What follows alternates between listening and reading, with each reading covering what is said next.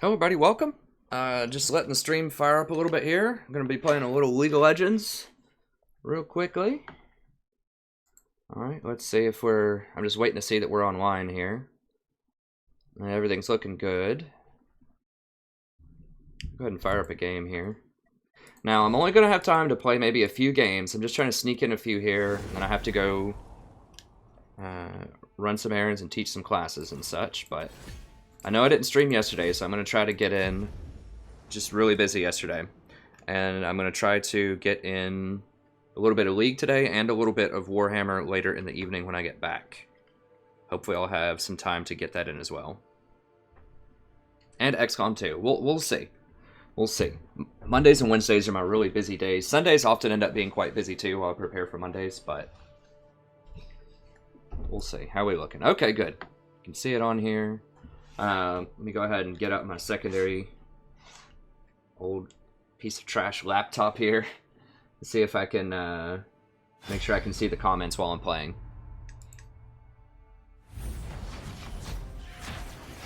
I've been watching some Worlds. I did think it was interesting that a couple of teams, especially SKT, have broken out the Zyra support lately.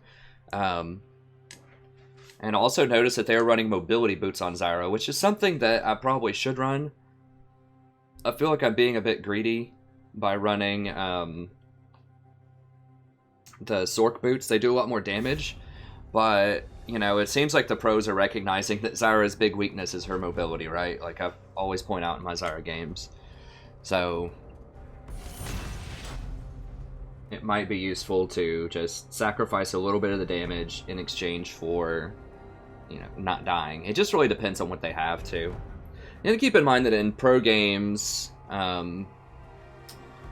have a lot less gold on average, especially the supports, because not as many people die.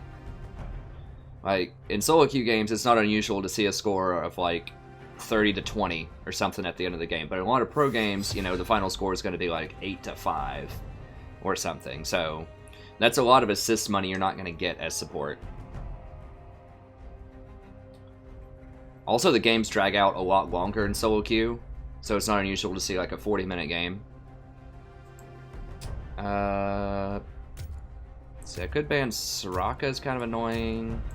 Ari's really good. Okay, I gotta ban Kennen. Gotta ban Kennen though.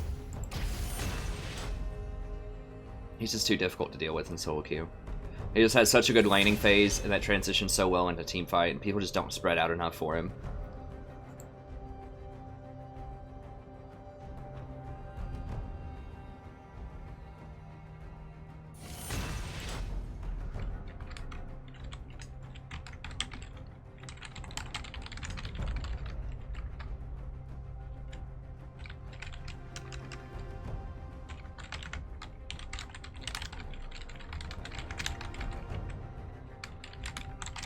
Okay. I just want to clarify that there. So I've had some people, you know, ask me before, well, what's the rank of this game? You know, stuff like that. And it is a Plat 4 game. Currently, I think I'm still Plat 4. I don't remember. I'm really close to Plat 4, Plat 3. I've been hovering around that threshold. I've been as high as the Plat 2 promos in recent history, and then I've been as high as Plat 1 back in March before I took a break for a while to really focus on school, and then also to play some Total War Warhammer when that got released. That's not on the channel though. Unfortunately, I didn't start the channel until June. I officially opened the account June 2nd, but I really didn't get any videos up until June 8th, I think. My Dwarf first episode is my oldest video on the channel. I need to update like my channel info. Or not like the info, but like the introductory video, because I've kind of transitioned away from the educational part. I might pick that back up, but I think I'll do that as a separate channel. It just, as I've explained before, I just don't think it makes a lot of sense with sort of my demographic right now that I have on this channel. You know, the vast majority of people on the channel, and we are getting some younger viewers now, which is really cool, and I like, you know, of course, welcome all the younger viewers, but a lot of sort of my core fan base are 25 to 35. And a lot of those people are not going to be in school anymore. And so the educational stuff, while it definitely can be applicable outside of school, You know, a lot of it was tailored, you know, what I wanted to do was tailored to school. I don't know. I'll have to rethink, like, how I want to brand and model that, but I think that will be, if I do that, which I probably will in the future, I want to link it, if nothing else, and for my own classes, to have a, you know, a resource that I can show my own students on how to write a better research paper and how to do these different things. I'll probably have that on a separate YouTube page that is linked to this one when I get that up. But I'm just focusing on trying to grow the gaming part of this channel for now. Okay, so they have, we have Tahm Kench. Trying to think. Zach is pretty good engage. I kind of want a Zyra. Zyra's very good with Jen, but at the same time, I need something to save Tahm Kench. Or to save Jen. I think I'm going to do Tahm Kench. Call me king. Call me demon. Water forgets the name. Hello, everybody. Welcome. All the viewers in here for now. So I picked Tahm Kench. Jen needs a lot of peel, and Jen is also very relevant if you save him. So for instance, if he just is in a fight, and then let's just say Zach jumps over a wall or something, I can eat him and then spit him out behind the fight, and he can still do things. So he can still use his ult and be relevant in the fight. That's why I think he's historically a very good pick. Also, if you tongue lash, it slows him, and it's something that I can just spam in lane, because you're not going to get punished that hard if you miss a tongue lash. It's very low mana, and you still have your auto attacks plus eat, so people can't go on you that well. No MR. Is it Zach? Who's their support? I don't know. Whatever, that's fine. But yeah, that's why I pick him, is because Jen's very relevant. Jen needs a lot of peel, first of all, so that means you're probably going to need either Janna, Alistar, or Tahm Kench. You can, if you hit him with the tongue lash, it makes it really easy for Jen to follow up and hit him with his W. Then you can trade that way. And if you miss the tongue lash, it's no big deal. It's a very low cooldown, very low mana cost, and you still have threat. Whereas if you miss something like a thresh hook in lane, then you're going to get punished severely by half-decent players because they know you don't have any more threat, right? Like, all you're going to do is, like, flay somebody. That's not really a threat. Same thing with something like Nautilus. Like, Nautilus is not, like, you can try to hook. You still do have a little bit more threat as Nautilus because you still have your stun and you still have your E, which are both very valuable, and you still have a shield to protect yourself. So, but basically, yeah, I mean, the spammability of the tongue, the fact that it offers a slow. Good morning, Wild Boy. Okay, welcome, friend. But yeah, I mean, it's just, he's a good mix with Tahm Kench. He's a good mix with Tahm Kench. Zyra is also good if you want to go for a kill lane with Jen, but you have to make sure they aren't going to have a lot of dive and ways to get on you. And, you know, with a Zac, they're going to have ways to get on you. So I'm still perplexed. I think it's a Zac support.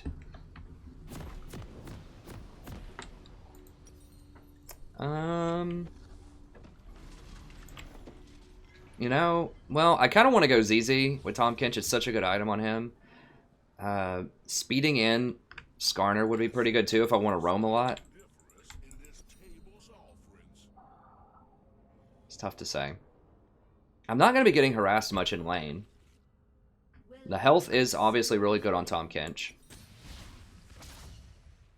And I do want that fourth ward. Yeah, I'm just going to get it.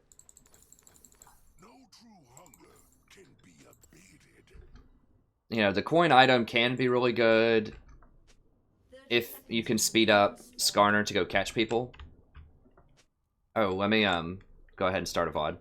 Hello, everybody. Welcome. Today we're going to be playing another game of League of Legends. I'm the Strategy Professor. We're going to be playing Tahm Kench today. As I explained kind of in the pre-game mode, this is streamed as well, first of all. But I picked Tahm because I have Jen. And Tahm Kench is very good with Jen. He saves Jen. Jen's still relevant if you spit him off on the back line. And it's a pretty good combo with his W. Your tongue slows him down. You don't lose a lot of threat in lane. So I think it's a good combination. They have a bit of an unusual team. I think it's a Zac support. Okay, I could have sworn... Oh, he has heal and exhaust.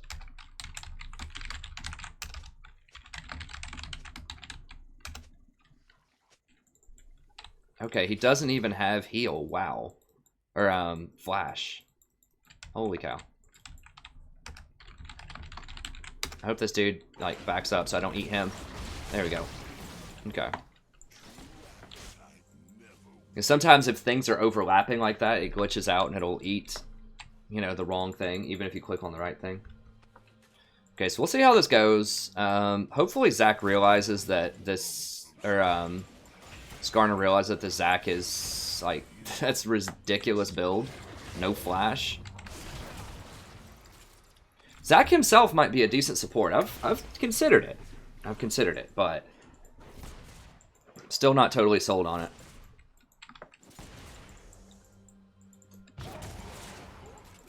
Still not sold on it.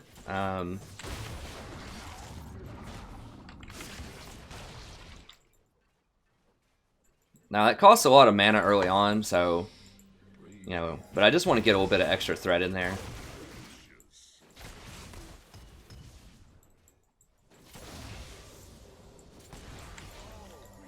The fact that he doesn't have a flash is interesting. See how this goes. But yeah, I'll probably go for a ZZ instead of the speed up, the talisman. That's, oh, I should have saved that for the big one. I'm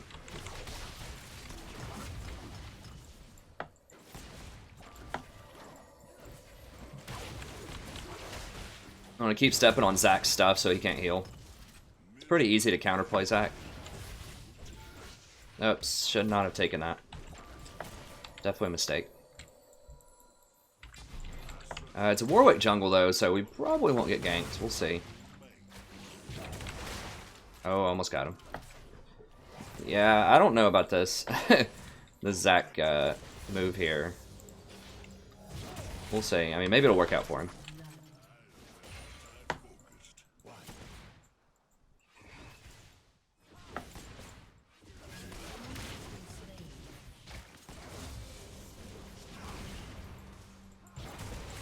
Okay, well, they gotta kill top.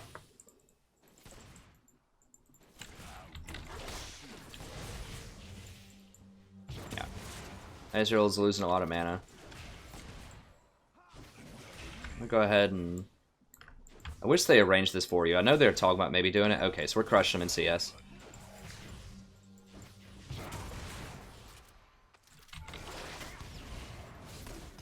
Okay, nice. I don't mind taking that hit too much. I mean, obviously it's not good to take tower hits, but it did set up the Jhin snare. Get that tongue lash on him.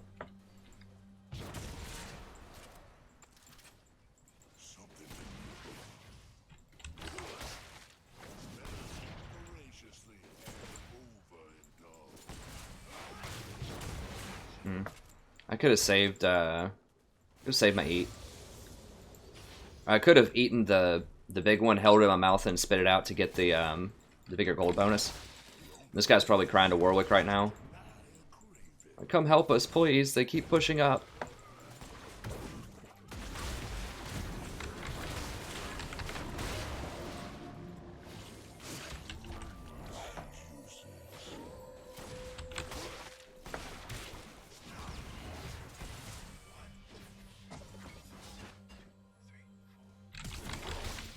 Make him...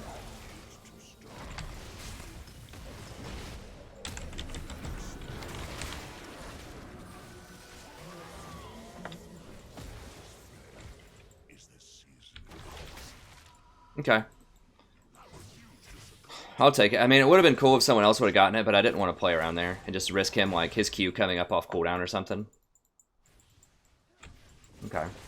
Maybe he wants to stay. I don't know. We should back here.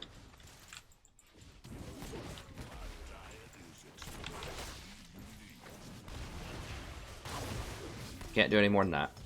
Almost.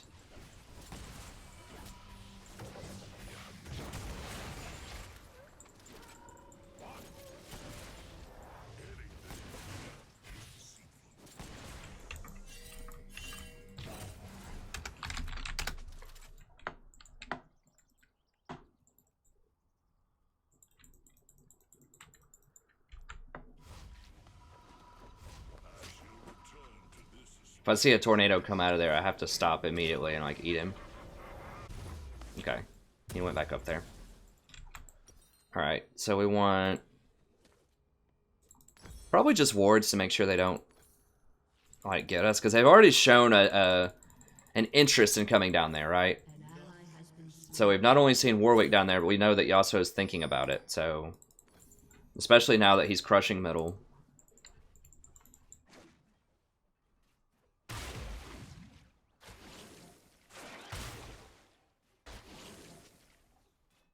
Hey, Mystic Candy. I think that you should go for Strength of the Ages. I think that extra health is just so good on Tahm Kench. You really need it.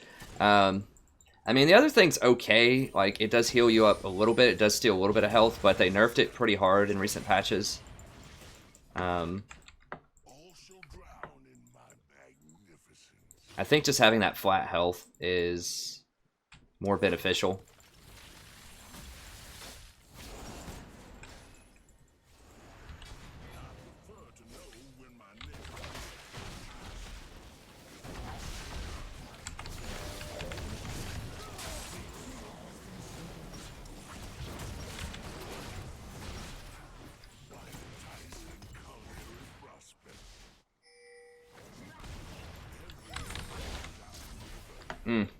No, he must have flashed it or something.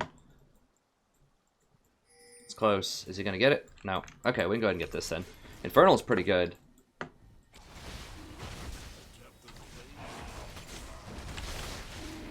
You need to come in here and get a couple of hits because I regenerate some with my Grayskin.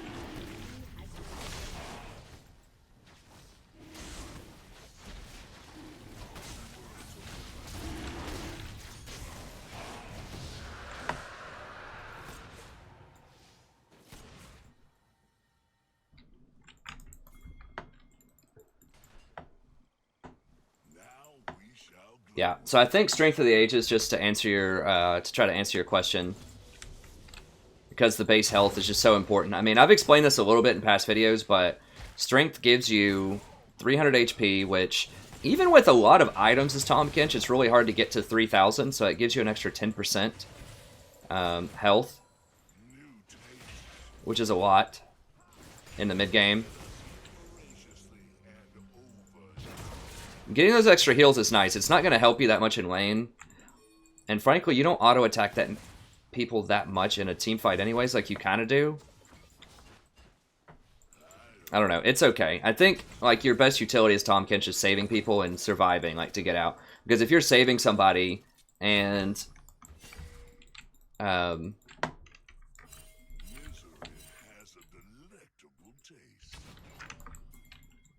if you're saving somebody and you die, that means they die. So it's really, really important that you stay alive. So we saw that Yasuo is roaming, so what we want to do here is just not waste time. So we just want to go ahead and take these golems. If you ever notice that somebody's roaming or it's just not safe to be in lane, then you can always just go back and take either the golems or the Gromp. Assuming that your jungler is not going to freak out about it. Which this guy's not, because he was making a play middle.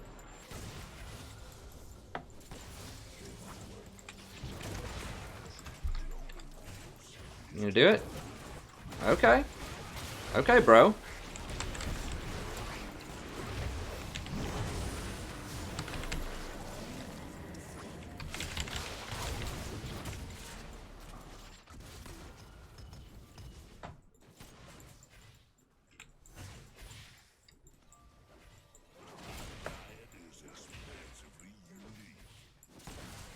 I could have maybe run out of that. I think he flashed. No, he doesn't have flash. He just got on the other side of me to use his heal.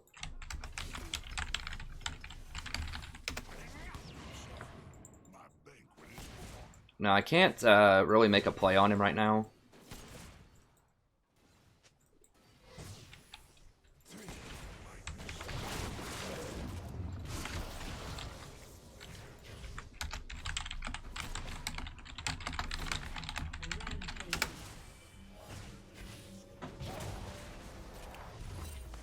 Alright, so I just want to heal just to make sure that we can actually get a kill there.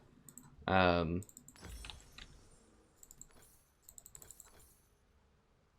one of those. I'll get this just for a little more mana. You can always sell it back, so it really just costs you 40 gold to try and make a play.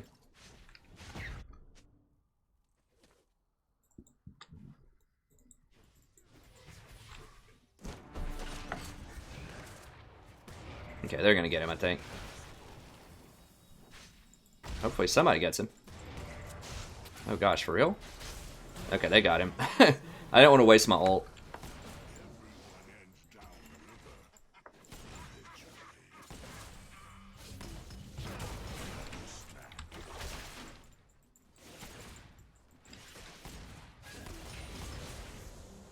Okay, cool, Mystic Candy. Thanks for serving, friend. I know it can be hard. I have lots of friends that have been in the service.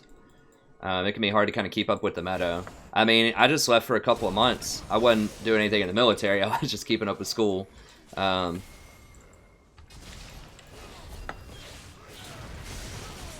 to me. I should have run up a little bit more.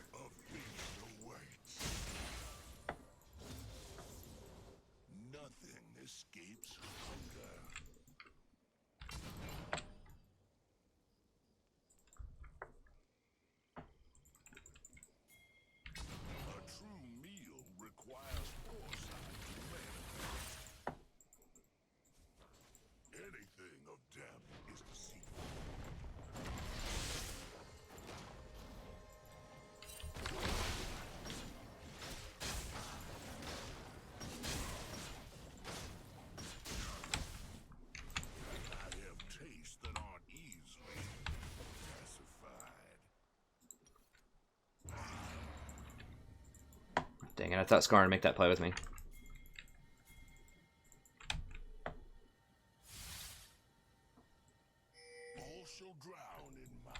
Now we're about to get surrounded. I gotta get out of here.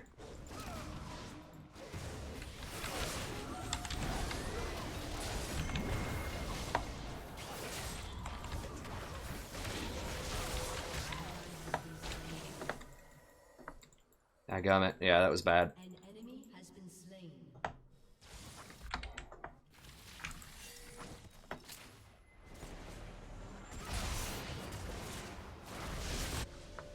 I can't do anything. An ally has been slain.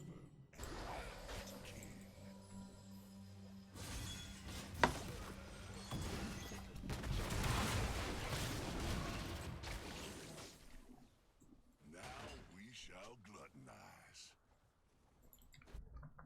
Yeah, we really just need to make a play on bottom with Easy there. We could have had him.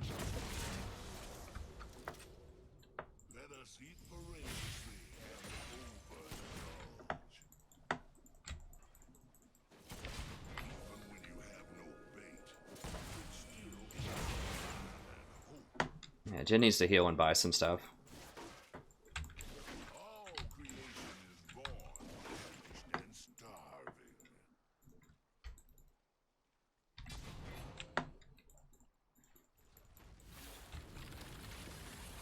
I teach English, mostly persuasive writing, at a large public university.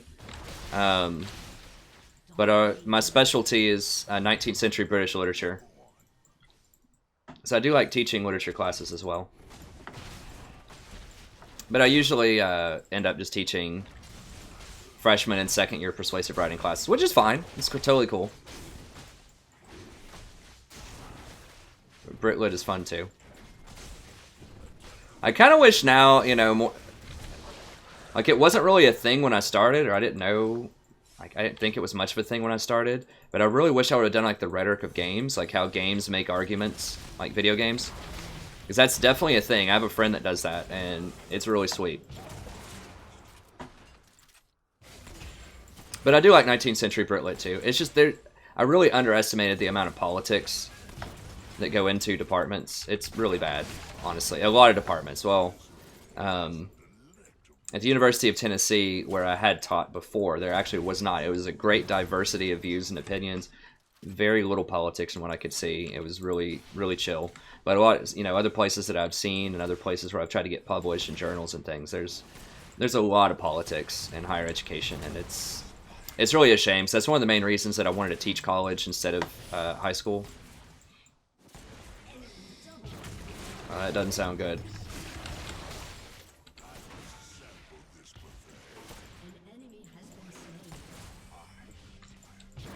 Okay, something's creeping over here. I think we can take one thing.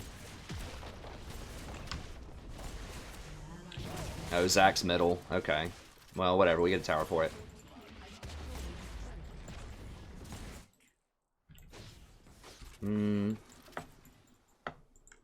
Make sure he doesn't get this tower.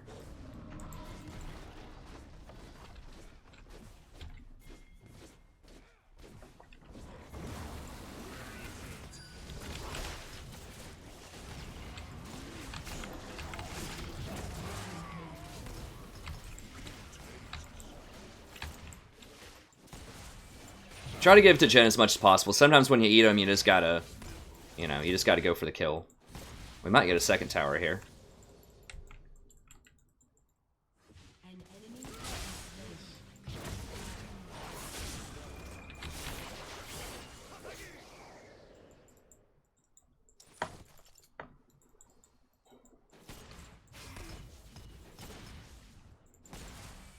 This guy's pretty fed.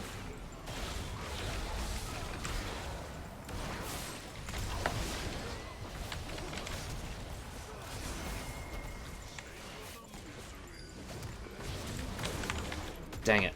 Wasn't quite fast enough.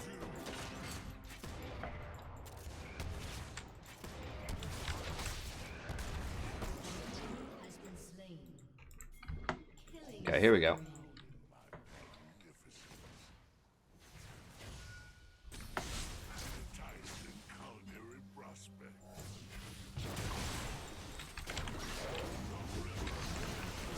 Save one tower shot on him. That might let us keep going.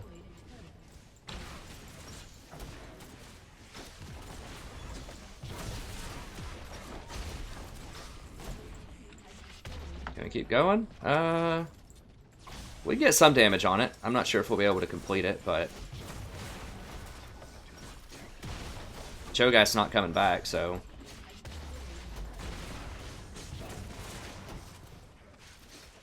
watch out for Zach trying to be cute, because I don't have my flash anymore. Let's just get out of here.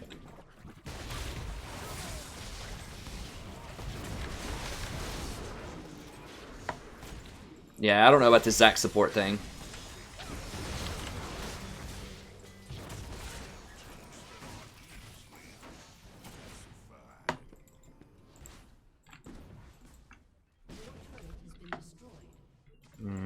Dang it, I wish I had some more wards I could put in here.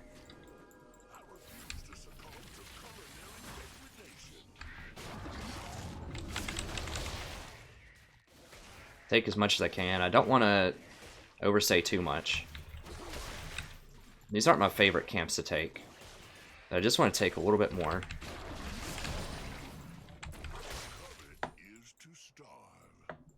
Anytime you can, like if it's available, just take a couple of, you know, camps. I probably should have taken the scuttle. I'm gonna take the scuttle now, actually. Tahm Kench is very, very good at taking the scuttle. Like, he's good at single target camps.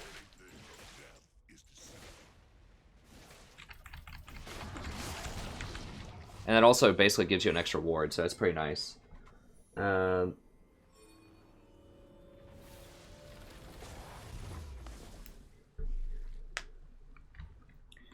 Alright, so I definitely want a ZZ to help us finish this game up. And I'm going to go ahead and get this for the 4th ward. And a couple of pinks. And we'll upgrade that. Should be good to go.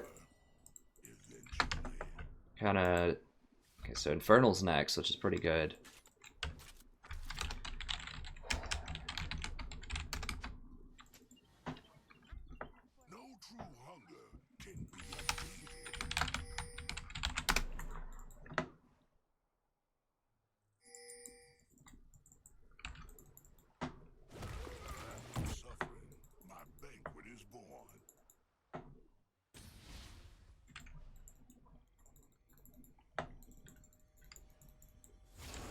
I just need to put a ZZ up here, and then I can go back south. I could maybe make a play on him with...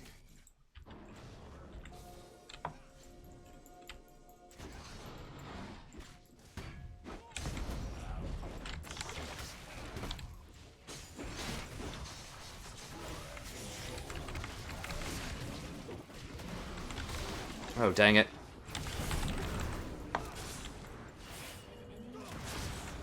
Okay, well, I distracted him off of me for a while. It's pretty bad. Like, we shouldn't be split up doing this. I didn't realize they were all chasing up here. I should have watched the minimap closer. Oh, that was hilarious. Well, he's gonna die, but oh god, is he gonna get it? He got a lot of people. Oh, we shouldn't have split up like that. I should have just put the ZZ in left, just pinged him back in left. I just wasn't paying attention to the minimap on that one.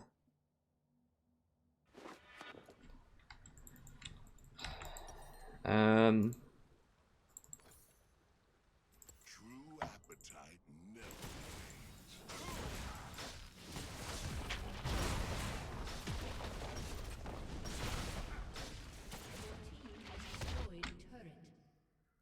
I am appetite focused. Yeah, I think there's a lot of military people that play League of Legends. Probably a lot of military people that do a lot of things. There's a lot of military people in our country that have served, which is awesome. But I've had a lot of friends that have done that. I was thinking of Mystic Candy there. A bunch of the people that I go play with on Sundays, 2 of them are military, and 1 of them is training to be something in the police. I think he's trying to get into SWAT. So that's pretty cool.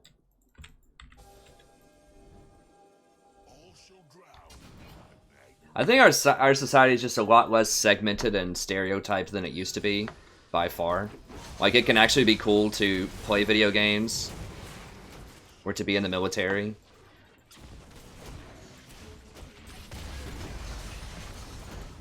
So I know, you know, in the past video games, like in the 80s and 90s when it came out, you know, there was always a stereotype. It's these, like, you know, very unathletic, like skinny, nerdy kids or whatever that are playing. And there's still that. I mean, I've been that at points in my life.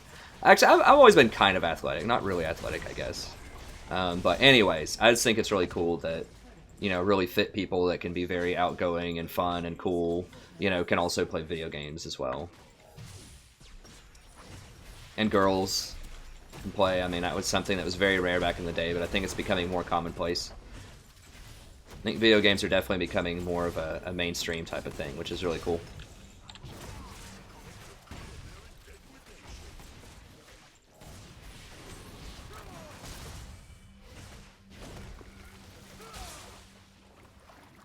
Why aren't we getting this? Like, it has like 1 hit left.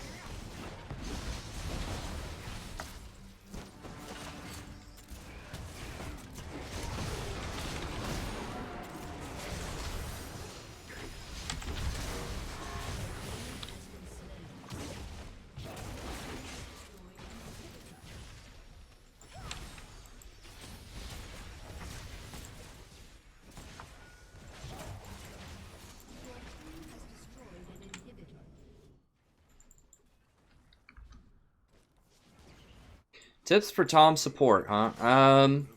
Yeah, I mean, I go over...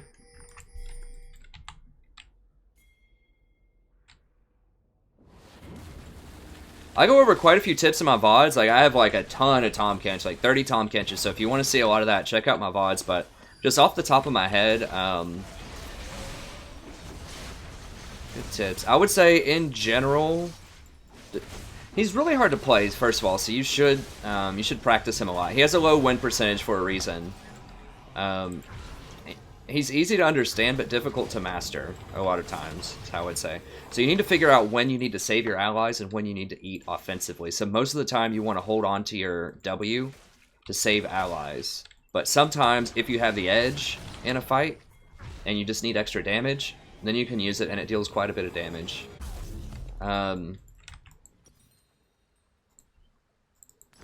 Block it next.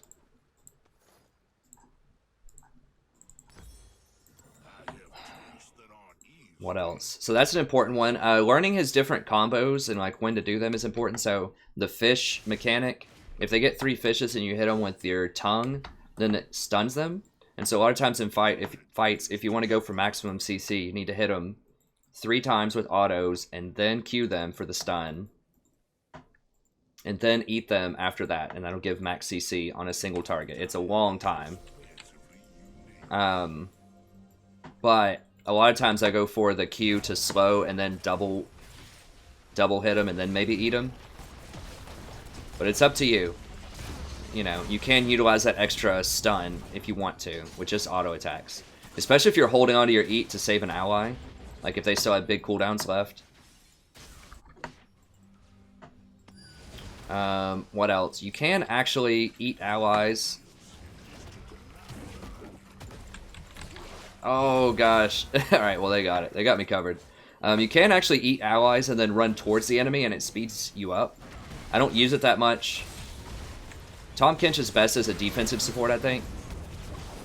But you can speed up if you want to run somebody in there. Like if I wanted to run Skarner into the middle of their team, I could eat him and then dash in there.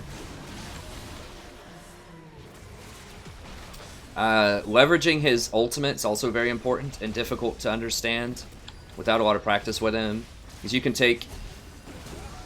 You know, you can obviously take yourself and one extra ally to go to a situation. So just knowing, like, when it's safe to do that. So a lot of times you can ult behind your enemy lane from around the golem area, so you can play around their wards. Just let them keep their ward in the tri-bush and think they're safe, don't clear it, and then come in from the golems. And then that surprises them and it'll kill them, because they'll be playing up a lot because they think they're safe because they have their ward. So that's a good way to use it. You can rotate to middle with it if you want to make a play middle. As you saw, you could rotate over to Baron really quickly with it, or to another tower. Like, let's say we took middle tower and they're all trying to start a fight there. We could rotate back over to bottom tower or something with his ult. So it has a lot of utility with it, but you have to be very careful, because if you're ulting behind people and you don't have vision, then you could get surprised by an enemy jungler that could be there also.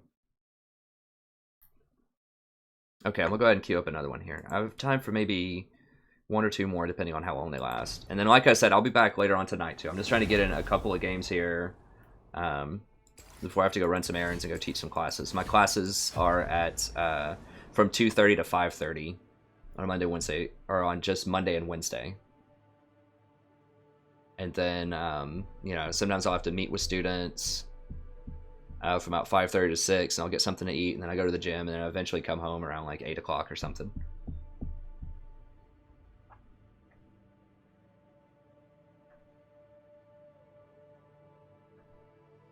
I hope that helps out, Antonio. Do check out my channel. I have a lot of Tahm Kench, as I've said before. He's one of my favorites. I think he's extremely strong right now. So I talk about all kinds of like situations where he's really good later on. Not to sell my channel too hard, you know, but I tried to give you as many tips as I could off the top of my head, but I explain it in depth as I get into different unusual situations as it goes on. You can actually eat people over walls too. So if someone's like right up next to a wall, one of your allies that needs to be saved, you can eat them over the wall and save them that way. Yeah, no problem, Antonio. Okay, Mystic, thanks for stopping by, friend. But yeah, so he's really good. I would say, you know, if you're trying to think of when to pick Tahm Kench, I think he's pretty safe to pick into most matchups early on, so I'm first pick. Like, the champions that are safe to pick right now, first or second pick, if you don't know hardly anything about your composition, are Janna, Tahm Kench, and Alistar. Because they're all pretty good into most matchups. They're not going to die a lot. They're not going to lose lane that badly, probably. Whereas something like Zyra is very good into certain matchups, but she's really terrible in other matchups, so I want to keep track of that. Nautilus is another one that you could probably first pick. Yeah, I think Tahm Kench is good with 80 champions that need a lot of extra help, so very immobile. So Jhin, Jinx, Caitlyn to a lesser extent. Tahm Kench is good with all of those. He's not great if you have to have like hard CC, like you need to lock down that Katarina, or you need to lock down that Kha'Zix and kill him. He's not great for that. So he's not awesome into assassins. He's very good into tanks. He's not terrible into assassins. Like, if it's something that has a really long cooldown, that tries to kill you with their cooldown, then he's good. Like, he's great into Zed. So if Zed tries to ult somebody and you're close enough, you can eat the person and it puts the Zed ult on you instead of the person that he targeted. But you have to do it before Zed gets to them. If Zed already gets on them and has that mark on them, it's going to damage them. But if it's just like that 1 second animation while he's trying to get on him, speak of the devil. Now, Janna's also very good against Zed, because a lot of times you can shield through it, through his ult, and save people. I might do Janna.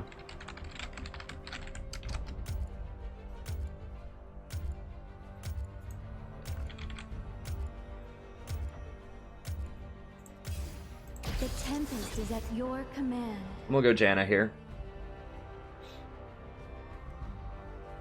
And I do have a bunch more Janna videos that I still need to upload. Okay, good. Sivir's good. Sivir's still great. People don't use her that much. I forgot they nerfed some stuff about her recently, but her bouncing stuff can still crit and still does a ton of damage. So I think Janna's great here. Oh, did I end the VOD? Let me make sure I end the VOD. Sorry if I...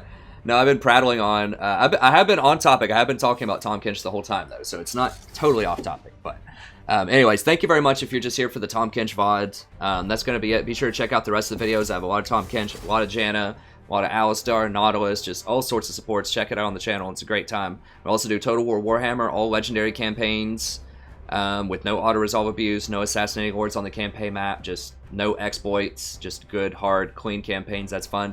I also have a lot of Total War multiplayer. I'm doing an XCOM 2 series right now, which I should be able to release in the next couple of days. I stream it. You can go back and watch some of my streams if you want to see my XCOM 2.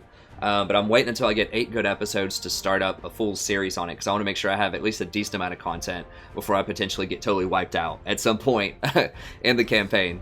So that's Legendary Iron Man, check that out. And then I'm going to do Civ 6 as soon as that releases as well, Deity Mode. Let me know if there's a particular faction in the comments that you want me to play. I'm thinking I might try Gandhi with a religious victory, but I'm not 100% yet. I'm studying up, and I want to try to see if I can get one of each different victory type at some point. So, anyways, thank you very much. That's going to be it for the VOD. Stream's going on, but this is it for the VOD, and have a wonderful evening. I'll see you next time. Okay. So I'm going to keep going. That's not the end of the stream. I am going to actually play this game. I just make individual VODs for every game as well. I try to record it, and then that way if you just want to go see a particular champion, like you just want to go see all Tahm Kench or all Janna or whatever, then you can do that. Or all Zyra if you're trying to really focus and learn a particular support. But with the streams, I also put in timestamps and runes for every single game that I play, usually the same day that the stream is done. Sometimes I have to wait until later in the day because it takes YouTube a while to process it. But I try to give you as much information as possible to help you find the kind of games that you want to see. And we have a very diverse community here. Like, some people really love League, some people really love Warhammer, some people really love Janna, some people really love Tahm Kench. So I try to, you know, cater to everybody as much as possible. Okay, let me see. Janna. I have a Vel'Koz support, it looks like. Janna, and you can see the runes. Like I said, I'll post them up on the stream eventually. Okay, cool, Antonio. Thank you, friend. Yeah, there's a lot of good Tahm stuff in there, and I do the same kind of analysis like every video. So I try to help you out as much as I possibly can with my explanation while I'm playing. Which sometimes can get pretty challenging, right? Because I'm, you know, trying to stream and answer questions here, and then I'm trying to comment on the game as I play, and then I'm trying to actually play and not make mistakes, and so. But I think it's pretty fun. And honestly, I think it makes me a better player because I have to explain everything that I'm doing. And so if I'm doing something that's not smarter that I shouldn't be doing, then I kind of like, it just clicks in my head, oh, I shouldn't be doing this. Like, I shouldn't go here because, you know, it might be warded. So I think it keeps me honest with myself and makes me a better player. And then I go back and watch some of the replays also, and I think that helps a ton. Okay, so with this matchup, I haven't gone against the Vel'Koz support that much. I know he's going to have a lot of damage. Janna's okay into this. It would have... I think they banned Nautilus. Nautilus would have been really good here. If you're against something like a Jinx, you really need hard CC and engage. Janna doesn't have that. Like, Janna's best if you have the AD carry that scales harder, or that scales hardest. Hey, Mr. Zalgo. Yes, I do have Warhammer planned for later. I do have to go teach classes. Mondays are usually really busy for me. But I might be able to get some Warhammer in around 8 o'clock Eastern time. That's probably going to be pretty late for you over in Europe. But if you get up in the morning, then I should have a good stream. I think I'm going to stream... at least 3 campaign videos. I might do some multiplayer. I haven't really had a lot of luck with the multiplayer lately. I will do some more, but I just get disheartened with the multiplayer. You know, people that exploit some of the mechanics in multiplayer, but the campaign's still amazing. I really love the campaigns. And honestly, I just need to do more of them. Like, I haven't kept up to date with them as much as I probably would like to. Okay, thanks, Mr. Zalgo. But yeah, I'll probably do Beastmen, Vampire Counts, and maybe Humans, Empire today. We'll see. But yeah, I need to turn it up a notch and try to finish some of those campaigns. Because I want to have some extra time so that I can do the Civ 6 and more of the XCOM 2. And I've got to finish some of the campaigns so that I get more time to do these other things, so. But yeah, back on topic here. I think we have an okay team comp. I mean, Siver's very good at pushing in. They have a pretty good comp, too. Who's our... I think J4 scales better than Lee. They're both kind of utility champions. Now, J4 is very good into Jinx because she doesn't have an escape. So that's... we have that going for us. It's probably going to be a little tough. I think Janna's a decent pick here. Like I said, Nautilus was banned. Nautilus would have probably been the best here. Just point click, lock down the Jinx. Janna does get to go for the Talisman without too much penalty, so because she starts with coin anyways. So that's going to be good for rushing in J4 and Renekton, and of course Sivir can rush them in as well. And they should do a lot of damage. Now, our Renekton has Ignite instead of Teleport, which is not amazing, but he might be able to get some kills on Poppy in lane, we'll see. Okay, I'm going to go ahead and start a VOD up here real quick. Hello, buddy. Welcome back to we're playing another game of League of Legends. I'm the Strategy Professor. We're playing a Janna game here. We're also live streaming this, so you might hear me responding to some comments. If you ever want to see some live streams, just, you know, check and see if I'm live streaming and tune in, leave some comments. I'm super friendly. I'll answer any questions that you have. If you can't make it for the live stream, all of them are recorded as VODs, and I go back and put all the timestamps and all the rune information for every game, usually the same day that I stream. It might take a few hours for YouTube to stream it, but I do put those in there eventually. I need to do that for Warhammer as well. I've done it for all of the League stuff, I think. But I need to do that for Warhammer as well. Okay, Mr. Zalgo. 30 seconds until minions spawn. Yeah, we picked Janna into this. I was first picked, so I didn't have a ton of information about their team. Nautilus would have been good. Alistar would have been really good. Alistar might have been better here, but, you know, I just had zero information about what their team was going to be. And no one was previewing any picks they were going to pick on my team, so I just had no information about it. Actually, I knew one thing. I knew Zed. And that's why I picked Janna, because Janna's pretty good into Zed. Because you can shield a lot of his ult and heal people through it if you have to most of the time. So Alistar wouldn't be able to shield that much damage. Sivir can block his ult, I think, with her spell shield. I'm not 100%. If it's in, like, mid-flight or whatever, I don't know how that works. That interaction works, but whatever. Janna's a fine pick. So we're just going to push him in and just try not to get killed by Lee in the early game, I think is our game plan. I haven't seen a lot of J4 jungle, but J4 is good. I've actually thought about running J4 support into Olaf. I haven't tried that yet. I would do that in normals first, because he's really one of the only things that can stop an Olaf. Obviously, you'd give up some early game pressure by picking something like a J4, but he does have quite a bit of utility. He has a lot of armor shred. He has attack speed buff, and he's just naturally tanky, and you can flag and drag combo to CC people.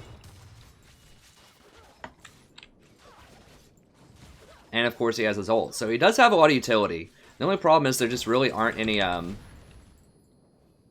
items that are good for support. Like, I wish they would make some AD support type of items. Okay, Ignite's paying off.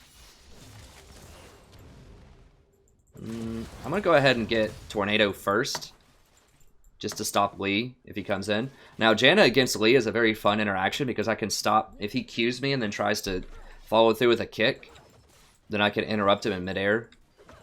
One of my favorite Janna interactions is pretty fun.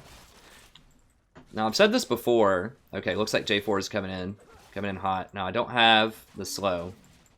I don't want to freak him out too much. Okay, they're freaked out. Okay, we got a flash though still, so that's good. You don't want to rush in too hard when there's a gank coming or it'll give it away. Is that Lee?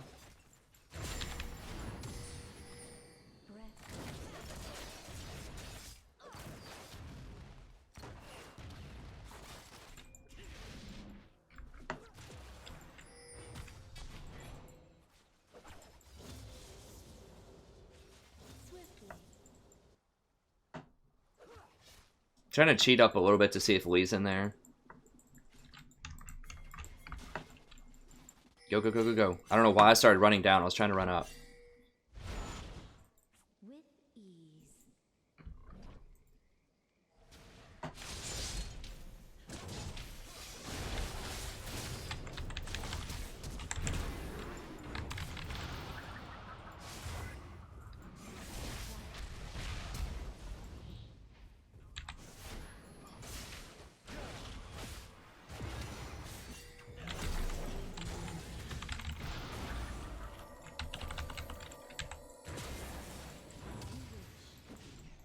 Oh, get him, baby. Ooh, almost.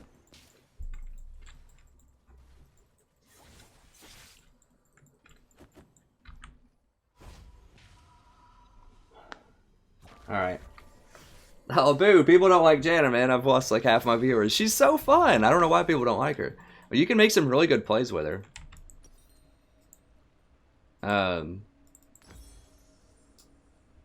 Alright. That's alright, though.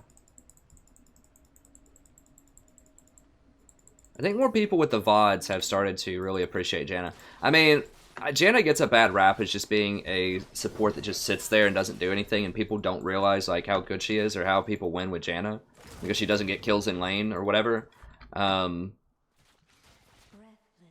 But there's a very big difference between an okay Janna and a good Janna. A lot of it depending on her tornado usage. Like, this thing stops so many, like, it has so many great interactions that you can do that people just don't even think of. Like, you can stop Lee Sin, you can stop Zac engages, you can stop Shyvana engages.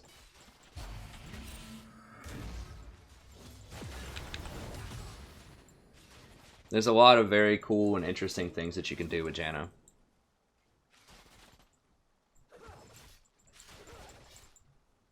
Using that ultimate correctly can be critical as well. Yes, we know Vel'Koz doesn't have flash, so... How much... Okay, he has a lot of ability power.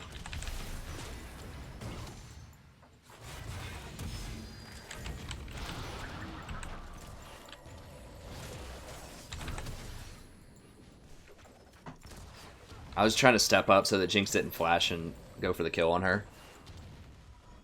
So I stepped up to Tornado.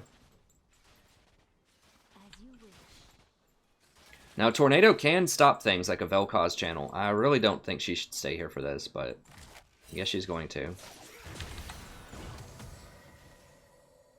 God, she wasted a summoner because of it.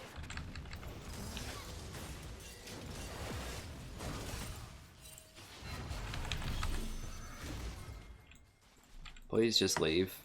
Thank you. I mean, I know you want the CS, but... I saved her life right there, by the way. Hopefully J4 comes out here and kills Vel'Koz soon. We'll see. He's obviously kind of busy top lane, but...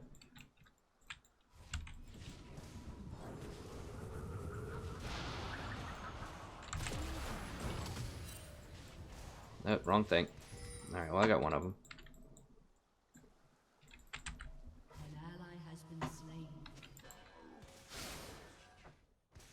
Oh god, for real? Nobody's gonna go pick those up? I'm kind of with Renekton, like, why would you leave him right there? Doesn't make a lot of sense.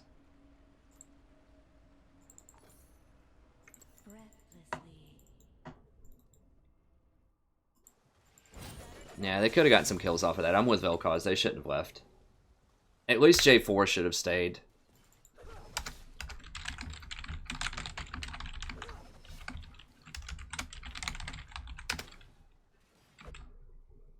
Alright. 57 to 59. Okay, so they're about even on CS. It's not really great for us. Jinx is going to get outscaled. Or not Jinx, Sivir's going to get outscaled.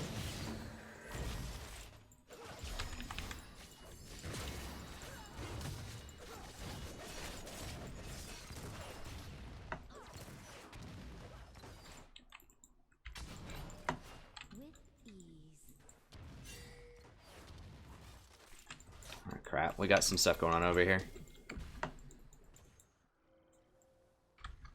No, they're leaving. Okay, I'm just coming back down.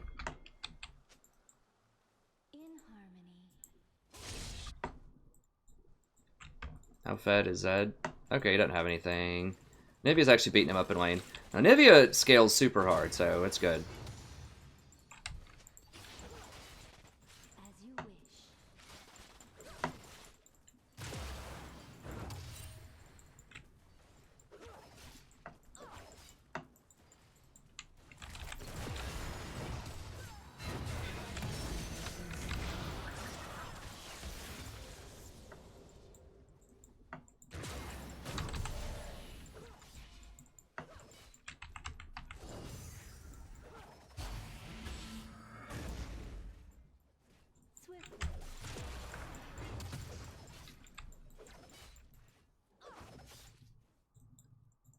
Okay, Lee's top side.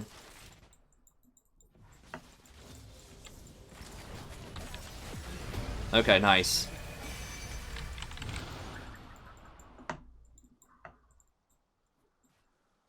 So because I shielded,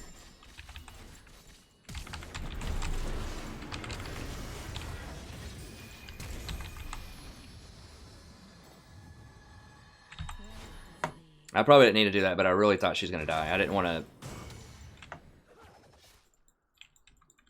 I could have killed Vel'Koz if I hadn't flashed away. It was extremely dangerous. Like, she shouldn't have been there doing that.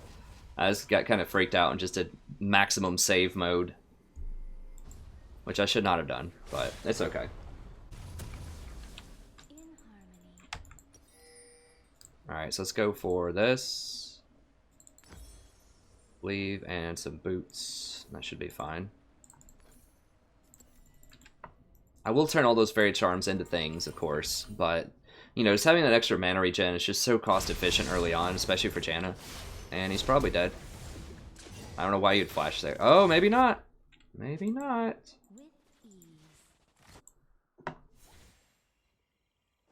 Yo, Anivia, bro.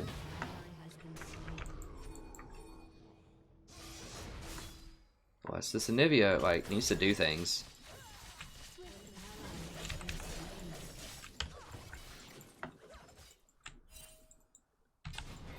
Like, for real. She needs to do things.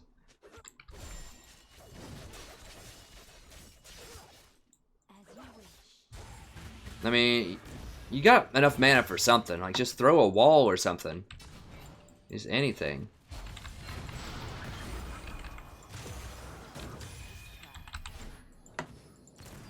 Now we don't know where Lee is. I feel like Zed has roamed a lot more than Anivia has, but it's whatever. I mean, I know Anivia is slow, but still, like, that fight up there was going on for, like, years.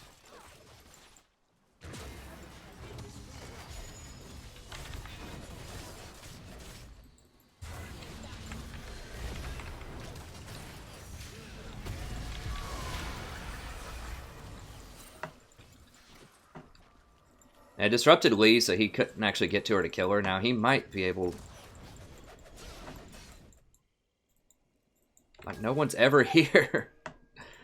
I haven't really seen what's been going on everywhere, but there's a lot of tomfoolery going on here.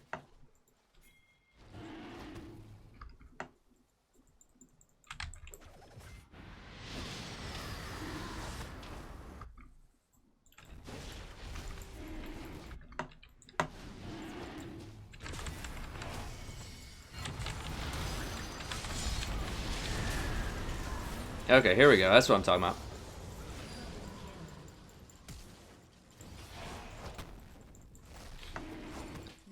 He's gonna try to go for me.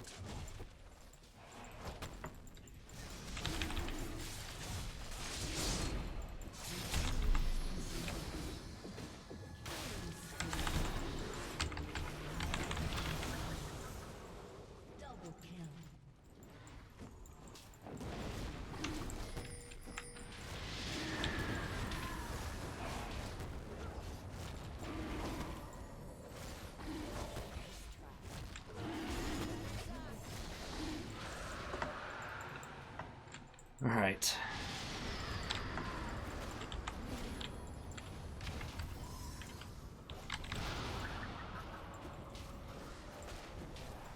The storm approaches.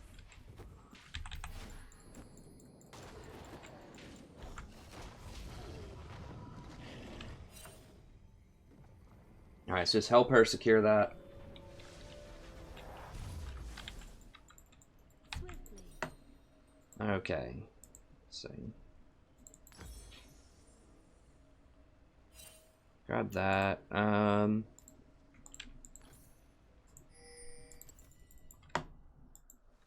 Let's get going. How are we looking? 106, 114. Silver has a kill.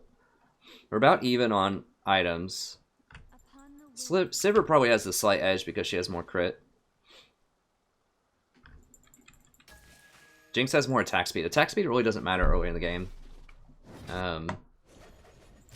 AD is the best, and then crit is probably the second best just for power spike in lane. Because most of the time you aren't fighting really extended fights, like where attack speed's going to come into play. It's just like short burst exchanges.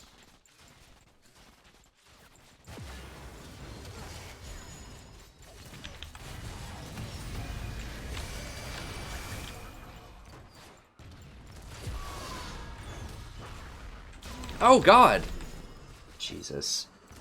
How much damage does that death rocket do? 350. Jesus Christ. Well, I should have flashed it. Ally has I didn't think it was going to do that much damage to me. God, this Renekton has to stop. There's no tower top. They obviously love camping him. Oh god, Poppy... Poppy's not super far up on him, but it's definitely becoming a problem.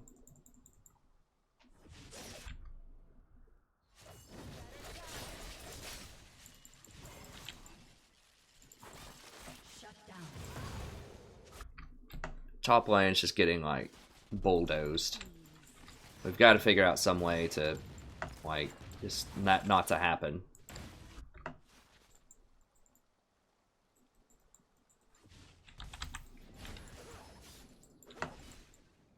Swiftly.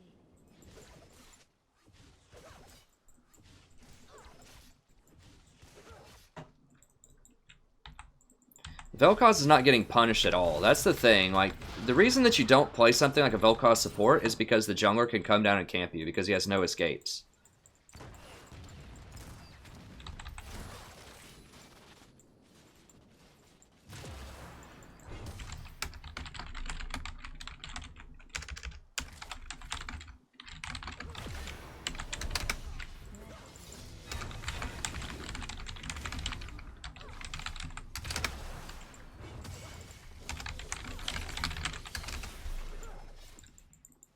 Like, seriously, it's like 16 minutes. He's been down here once at level 1, got the flash, and never returned.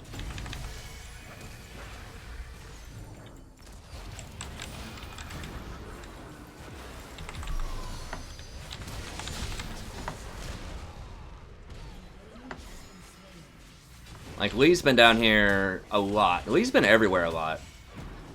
I don't usually like to blame the jungler that much, but it's like, when it's that, like, brazen... You know, when it's like a Jinx and a Vel'Koz, especially once you get their flashes. Like, he had the right idea early on, but like, we need the help because they're pushing us into tower with Lee backing him up the entire game. Okay. Has been slain.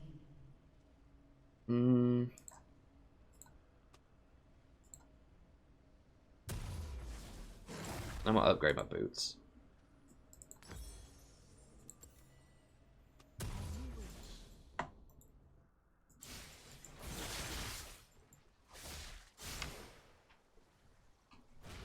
Gosh, I guess that's okay on Riven. Like, here's the thing. I mean, I know that J4 wants to help top because top's just getting completely, like, destroyed. But you need to go for winning lanes. Like, we were winning early on. And it's so easy to catch them because they don't have, like, any escapes on either one of them. Whereas Poppy has a lot of escapes. She's very fast. And she's really strong, so if Lee actually shows up, you're gonna lose the trade. Like, you need to try to gank... You need to try to gank winning lanes, is the thing. Like, don't gank losing lanes. Sivir needs to go up on this right now. Like, use your ult, Sivir. I shouldn't have it. Okay. Okay, got her. That extra AD paid off. Alright, so we punished Vel'Koz for going middle.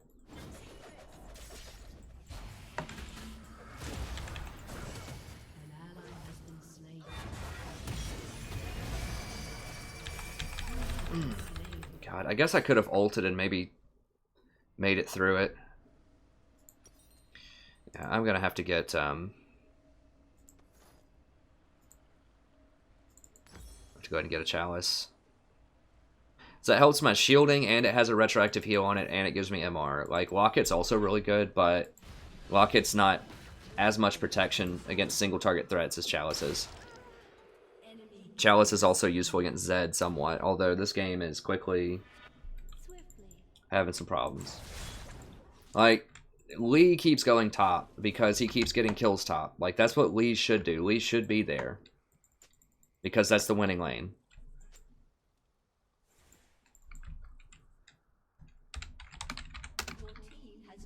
Lee should be there because that's the winning lane, but J4 should be bottom because we have so much kill threat. Like, you shouldn't ever go, like I said, to a losing lane. Or it should be very, very rare. I mean, the only time I would do it is if the person's going to freak out and, like, rage quit the game. If you don't go help them.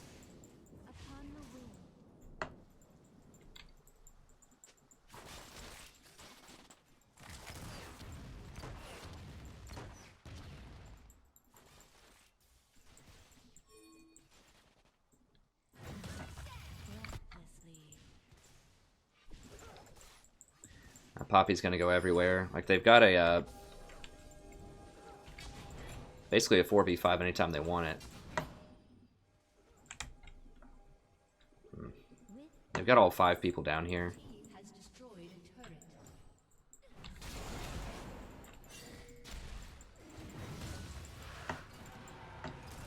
Yeah, we can't really do anything about it. And Renekton's just gonna back when he should keep pushing that tower.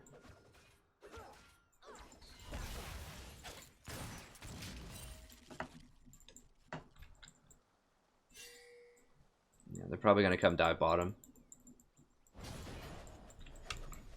Now we can coordinate this. We need to act like we don't see him, but she's going to give it away.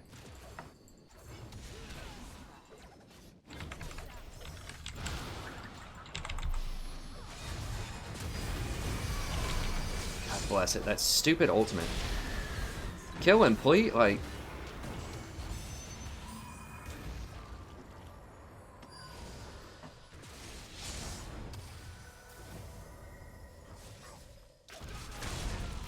Okay, that's fine.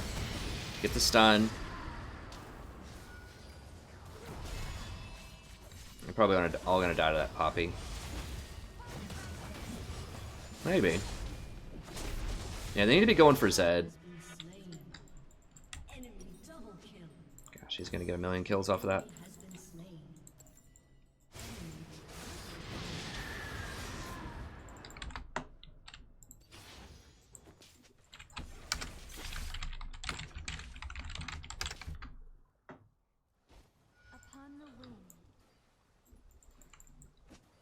Alright, let's see here.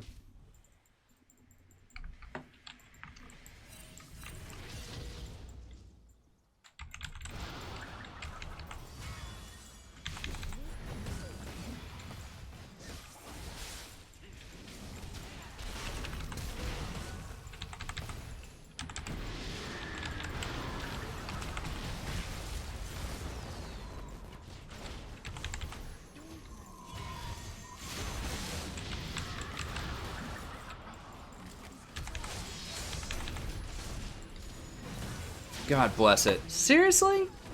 Like, what? Everyone's going for Lee!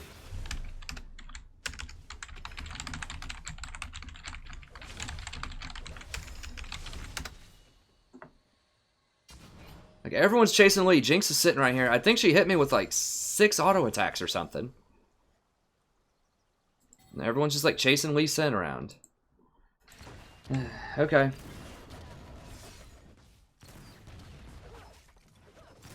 We've just done this game strategically all wrong, like the entire game. We can definitely still come back from it, but I should not be dead 5 times as Janna. Obviously, I've played it wrong too at times, just because, like, you can always not die as Janna. I just assume, like, I stuck around that tower because I assume we're going to kill Zed and Jinx and all these other people that are really low, that are squishy.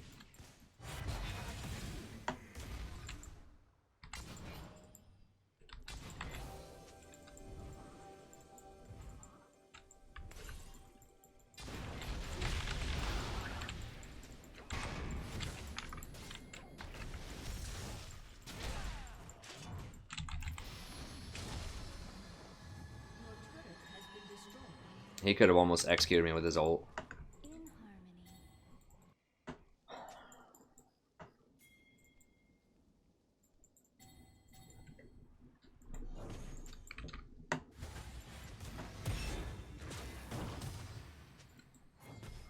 With ease.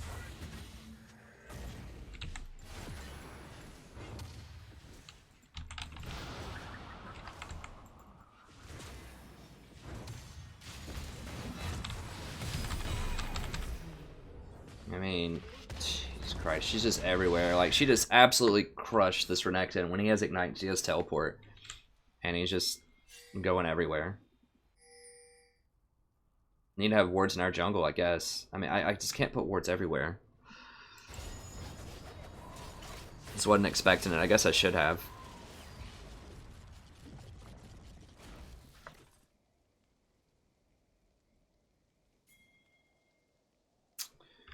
Alright. 9 and 1 Zed. How... I just have to get bigger shields.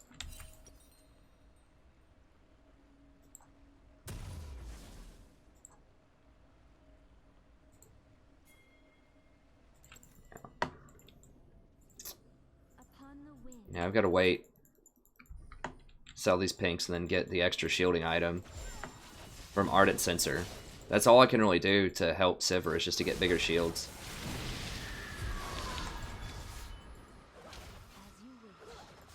No, Poppy's there. Poppy's just so hard to deal with right now.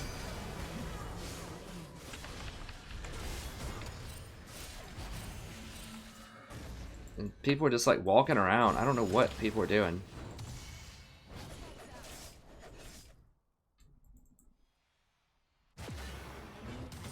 Okay, well, I guess he got Jinx. That's good.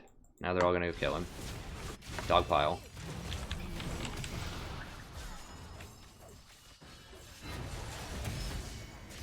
Poppy's just so hard to deal with. Like, well, he's gonna try to get cute. What's this?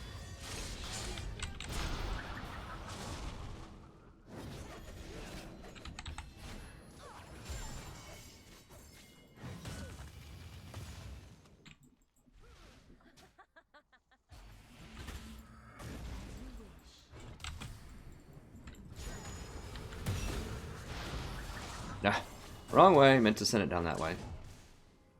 Alright. Jeez, it started out so well. We were like 1-0 and 5, and then they just started sitting on bot lane.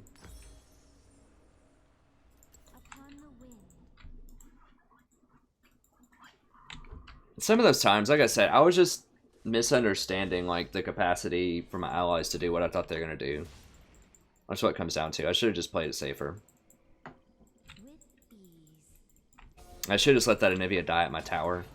If I would have known that Sivir was going to chase the Lee instead of attack like anyone else. This is so dangerous. I'm just going to get zeroed out walking through here. But I can't ward everywhere. Like, all the action's been on the bottom of the map. Now, no, I'm going to have to go this way, though. Okay, Zed's bottom at least.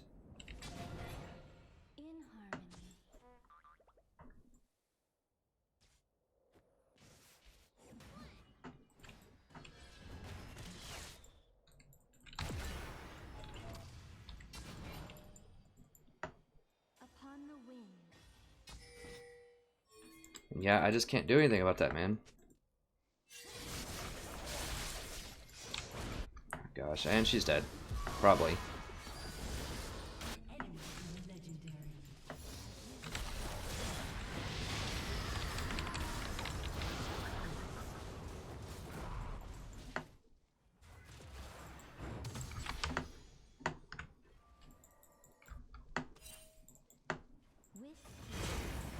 What the? Well, they saved him, I guess.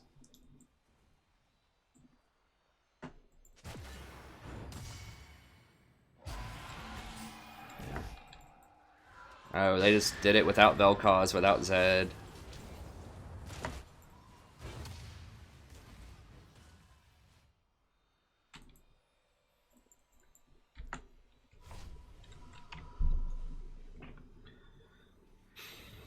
Hmm.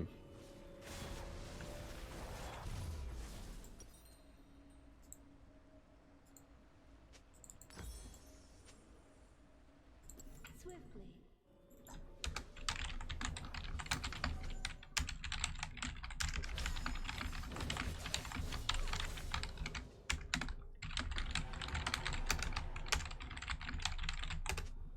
With ease.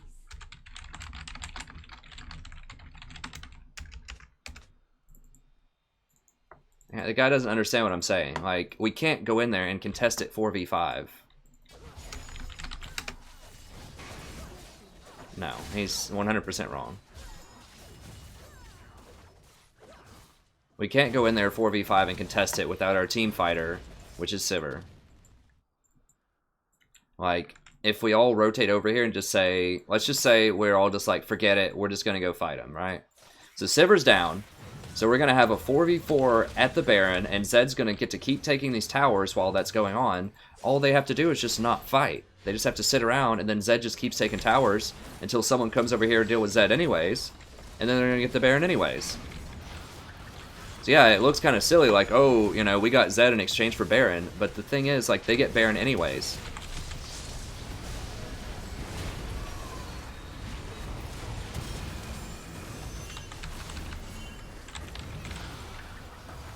We just can't break through that Poppy. She's just so big. And we just don't have damage. Yeah, it's basically done. Hey, OG Fuxy. Good to see you, buddy. Hi, Ale. Rough game to come in on. The first game was pretty good of the day, but Vel'Koz is doing pretty well with the damage. The thing, like, they didn't punish him. That's the deal. Like, you have a Vel'Koz Jinx lane. We have a J4 jungle. Like, that should be all day kills. Like, easy mode kills. J4 came down and got the flash at, like, level 3, which was smart. But he never came back. And they were pushed into our tower the whole time. Like, he should have been bottom a lot. Because I can't pressure him as Janna. I had to first pick Janna. I said, it's probably would not have been ideal. I need more slots. I guess I'm just going to have to... Nah, one is easy with my Raptor Cloak. Just to maybe push out lanes. I don't even know what I'm hoping. I'm just hoping one of them disconnects or like rages out or something. I mean, it happens. But yeah, that's tactically where we went wrong. They kept going top, and not only were they not stopping top, they were actually dying top because Poppy was so much bigger and Anivia wasn't rotating at all. So J4 should have just stayed bottom and just let Renekton burn top. You shouldn't try to save drowning people.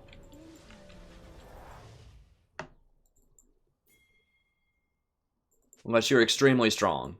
That's a good rule for life as well.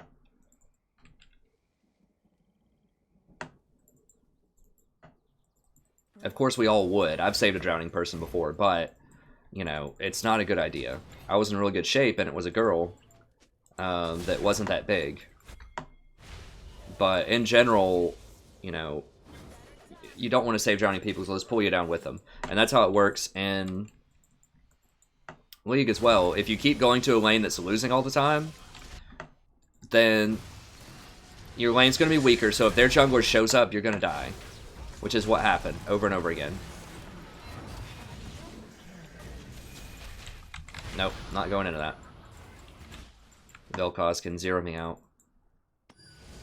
But you always want to play around your strength. Like, if someone's really easy to gank, and you have a lot of power and you can kill them, then you should gank bottom lane. I think that bottom lane in general should be most people's focus, because you get more out of it.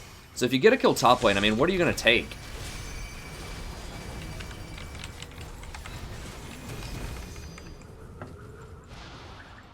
Jesus.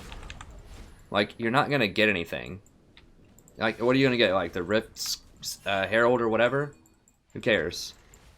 You might get a tower, but it's so much better if you get kills bottom lane, because then you can transition that into... You can transition that into towers, you can transition into dragons. There's a lot of different things you can do with it.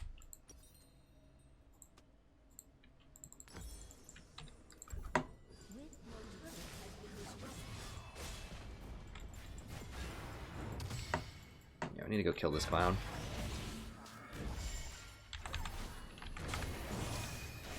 Okay, we got him. I'm not sure I'm playing next, Foxy. It really depends on like which pick I am, what their comp is, and what my comp is. My first game I played Tahm Kench, so I do try to mix it up. But at the same time, it just really depends. I don't have as much flexibility the higher I am in the pick order. So you have to play something that's really safe into a lot of good compositions. Like, you can't play Zyra, for instance, first pick. So it really depends. I would like to play another Zyra game. Oh, Jesus. I have to flash that. God bless. I keep forgetting about that stupid rocket. Thought that was just a normal auto that she sends, just a rocket auto. I need to just watch for that more. I haven't been paying attention.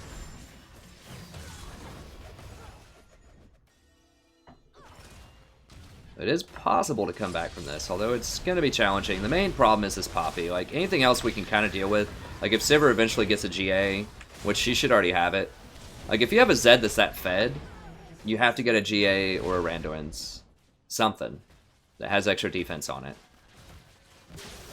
You can't just go full, like, damage item build like you see in LCS when someone's that fed. But if she does eventually get a GA, then Zed will kind of be nullified, at least a little bit.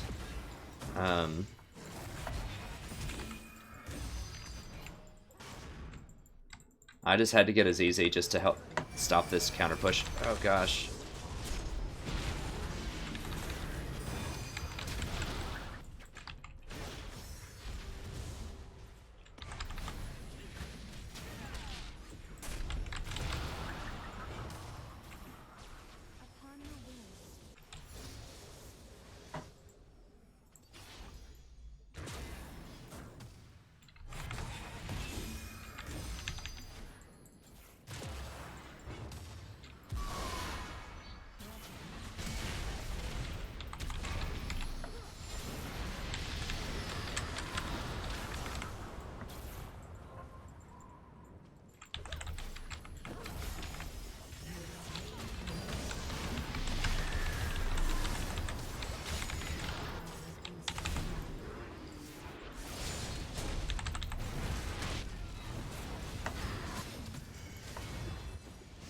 God, that rocket!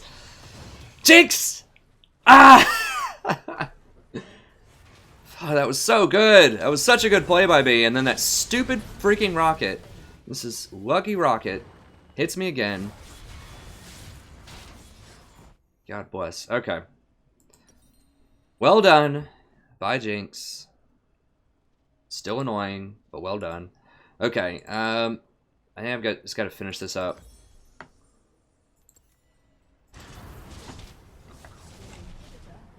God, that was such a good sequence of events for me until that stupid rocket hit me. I was going to get out of there. And I baited Lee into a death, and I baited Zed into a death.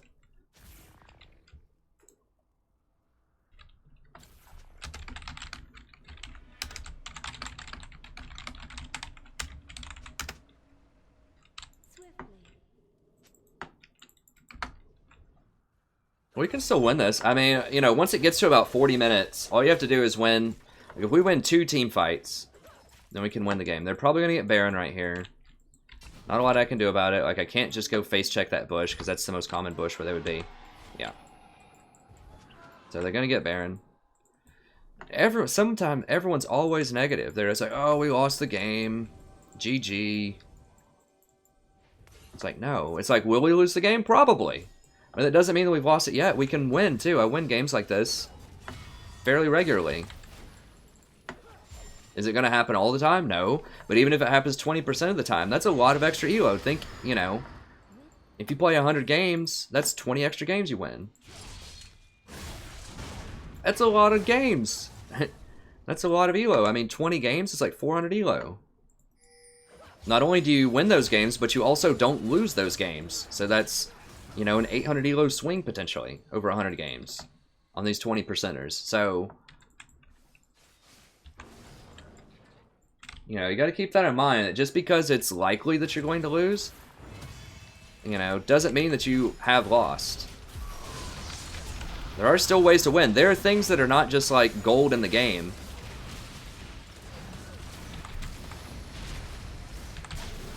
Jinx is so fed. I mean, one of them could rage out, one of them could disconnect. I've seen all these things happen.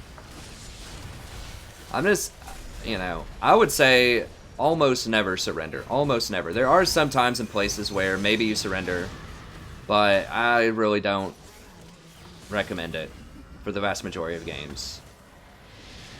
If you think that, like, you're going to tilt yourself, like, a common argument is, well, I just don't want to tilt myself anymore, so I'm just going to surrender so I can keep going. It's like, well, if you lose 2 games, just don't play anymore. That's how you don't tilt yourself. Go do something else for an hour or something.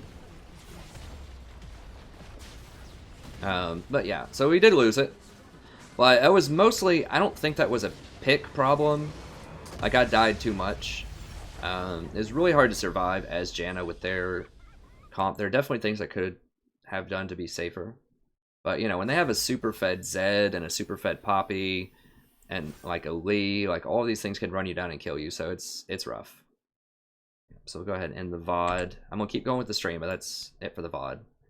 That one won't get posted up. That's a stream exclusive.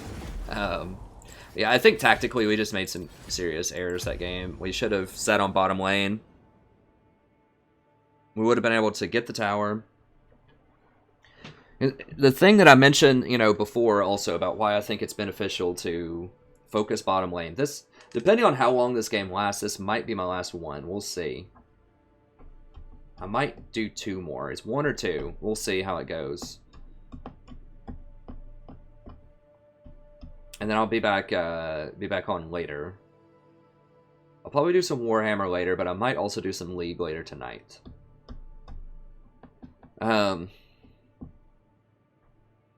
Yeah, I think the yeah, the problem there, like, so what I was trying to say is if you gank bottom lane and you have a successful gank bottom, it's easier to take towers and dragons. First of all, if you gank bottom lane and you get, you know, a successful situation, you're highly likely to get 2 kills and not just 1. Also, since you have 3 people there, then you can take the tower much faster. Also, you can take dragon. Sometimes you can get dragon and tower if you kill people. So the rewards are just much, much higher. And if you knock out the bottom tower, that frees up the support to go roam and to also ward up their jungle. So there's a lot of good situations for taking bottom. I understand taking top. You have 2-on-1. So 2-on-1 means you have a stronger advantage than 3-on-2, technically. It's a stronger percentage advantage. It's really hard to win a 2-on-1 top. But I don't know what that is, but you just don't get anything. Like, you might get top tower, but it's going to take you longer to take it because you only have 2 people instead of 3. Also, the person that you just killed probably has teleports. They're going to come back and defend it, so you're probably not going to get top tower. You might get the Rift Herald, but who cares? Like, if you go for Rift Herald after a kill, then the enemy's probably going to go for Dragon.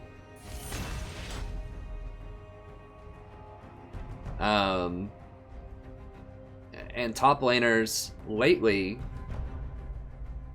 you know, it seems like they run a lot more mobility. Now, that's not always the case. There's an argument against bottom lane too. Well, they have wards, right? So the support's going to be warding a lot, whereas top lane's not going to ward as much. And I understand that, but, you know, you have to read the situation. Ban Cannon. It's just too much of a problem. Oh, we have a top Rise? God, I hate Rise.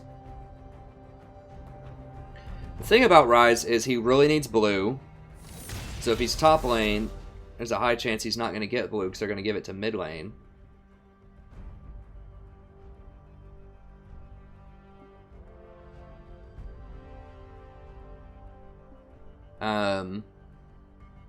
And he's just not relevant most of the time until like 40 minutes into the game.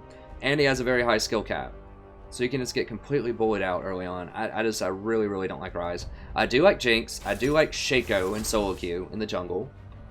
I mean, Shaco does kind of fall off later, but he's a good split pusher. So he can sneak up and take towers very quickly. At least. You know, at least he has that going for him. And of course he's good at ganking if someone's really good early game with him. So he's not my favorite jungle, but he's at least sort of viable if someone is really into Shaco.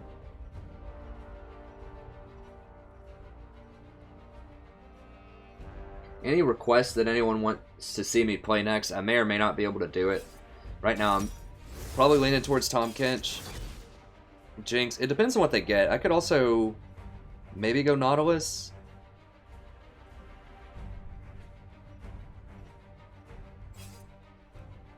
Oh no, not that.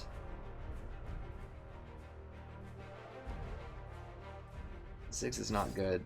Morgana's not good either. Oh god.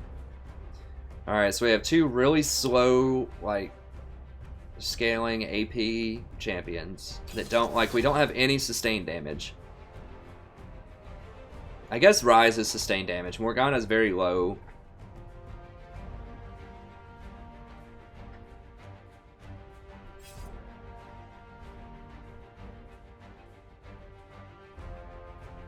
Syndra, huh? Well, they're already going to get an Aegis and a lot of MR because we have two APs. I kind of wanted a Zyra, but it's probably not a good idea. I mean, Tahm Kench is very good with it's saving Jinx from things like Syndra.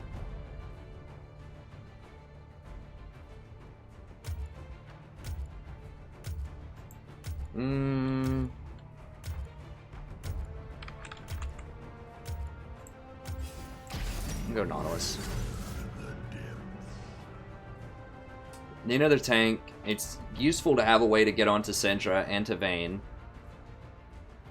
Nautilus is not amazing into Janna. It's just going to be a farm lane.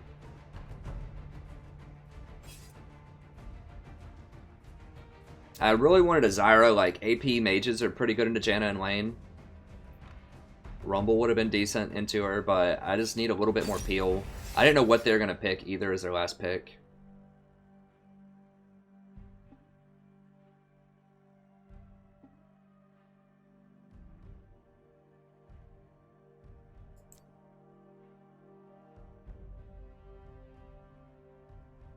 I do like a little bit of attack speed.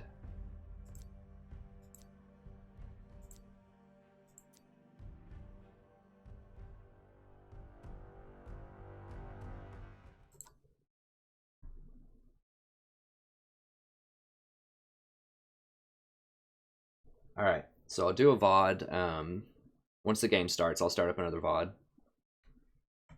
And this is going to be a relatively short stream. Like I said, depending on how long this goes, I might be able to do one more. But I can't do much more than one or two more. I'm just trying to sneak in a couple here in the morning, and then I have to go run some errands and go teach some classes. So I can't do a ton, but I'll be back later this evening.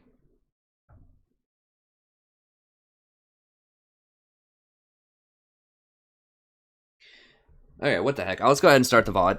And then I can sort of explain my reasoning. I already explained it quite a bit, why I picked what I picked, but we'll go ahead and start it up. Hello everybody, welcome back. Today we're going to be playing another game of League of Legends. I am the Strategy Professor, and this is going to be a Nautilus game. I'm also streaming this, so if I look over and, you know, talk off screen, that's probably just to the chat. Or to my cat. But yeah, so I had kind of a late pick. I think I was fourth or fifth pick. I was fifth pick, so the only thing I didn't know on their team was Yasuo when I picked. I need an extra way to get onto Vayne. She's very slippery, and Syndra, and so Nautilus's ult helps out with that a lot. Also needed some peel for Jinx. They don't have a lot of stuff that can dive onto her really easily. It's pretty much just Lee Sin. Tahm Kench was another consideration, but I just wanted something that had a bit more like lockdown CC against Syndra and Vayne.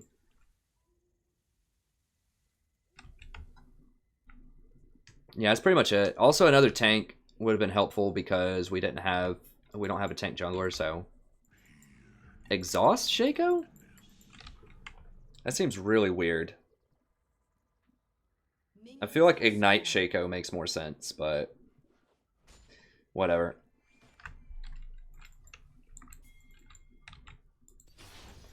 Alright, so we'll go ahead and do this. Nautilus is okay at it. I am going to take some damage off of it, which is not awesome, but eating one biscuit in order to give Jinx some extra gold is worth it, in my mind. Heh.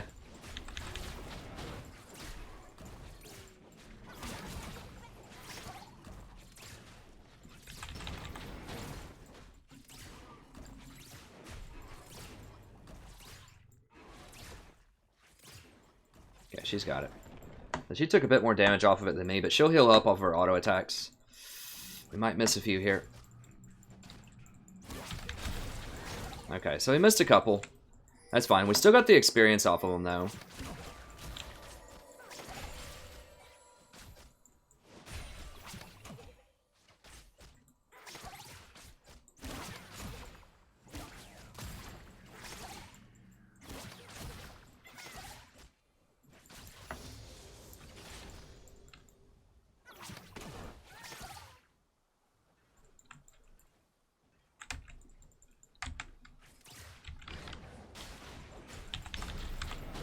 Real quick trade.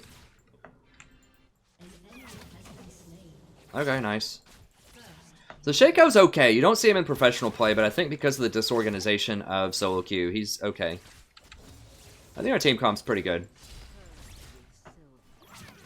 As I said, the thing that I'm more concerned about is that Ryze top. But Ryze can be good. It's just he has a lot of problems. No, it's fine. Whatever. I missed it.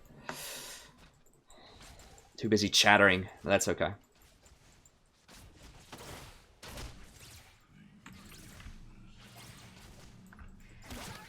Go ahead and get these in their appropriate place. Okay, so we're about even on CS. Jinx outscales Vayne. So I'm okay with that. Vayne can 1v1 her, but Jinx is so good in team fights. It's really hard to do a lot of damage when Janna's there also. I'm kind of okay with the farm off. I mean, we might be able to get some picks every now and then, but this is one game where they probably should focus top lane. Yasuo is a lot more susceptible to being ganked.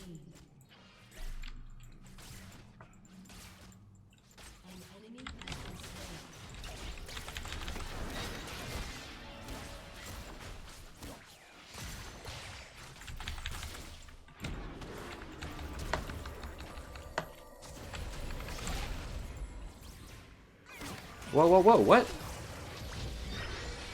Oh, she missed it. Nope.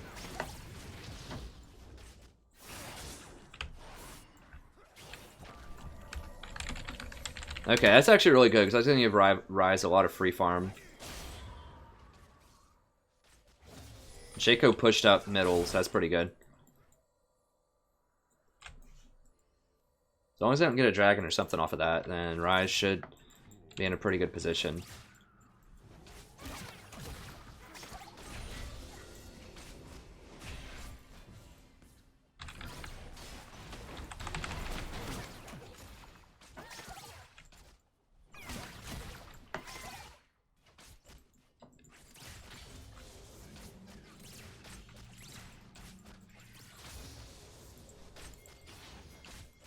gonna wait on this Morg.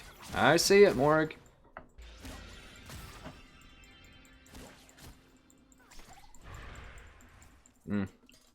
Well, if she hits one of those binds, then we could be in a good place, but... Dude, if we run at him anymore...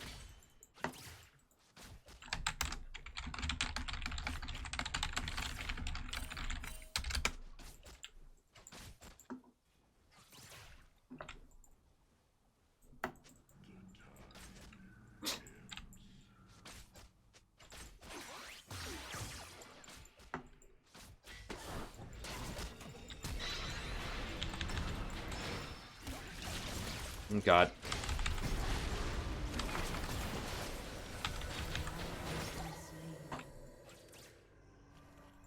Yeah, it was a pretty good move by Lee. Just hanging out there.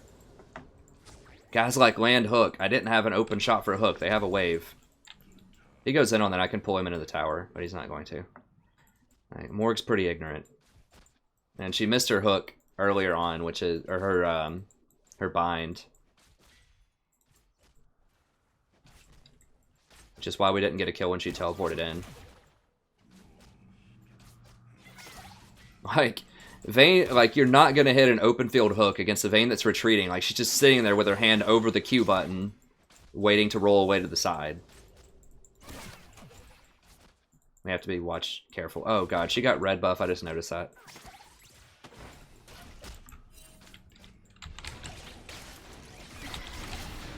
I'm probably dead.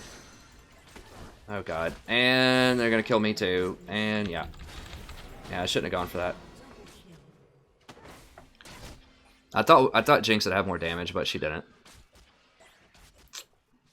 So, yeah, I shouldn't have done it. Shouldn't have done it. Well, that's exceptionally bad.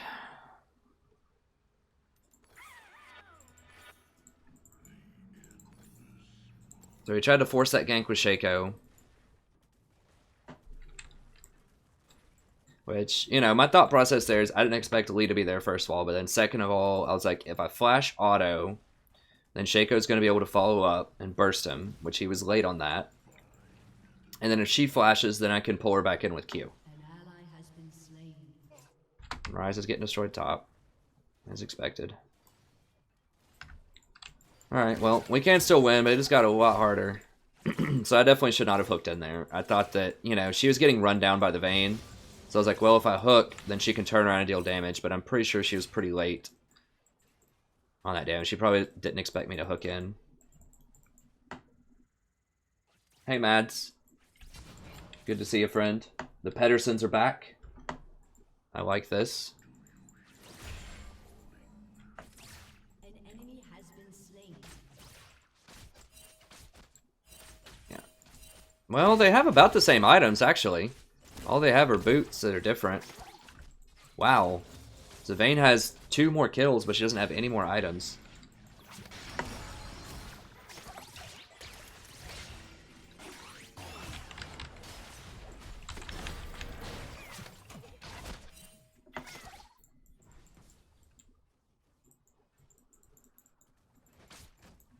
Is Shaco going to come down here? I don't know what he's doing. He's getting Gromp, I guess. It'd be cool if he came down for a gank again, without Lee this time. No, I'm not level 6 yet.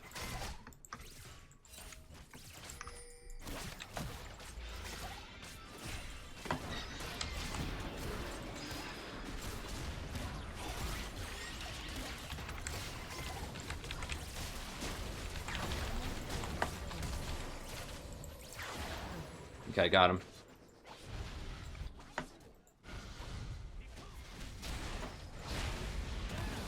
Alright, nice. Get the tower, get the tower. Okay, that's what we needed. That's what we needed. Oh, she's dead.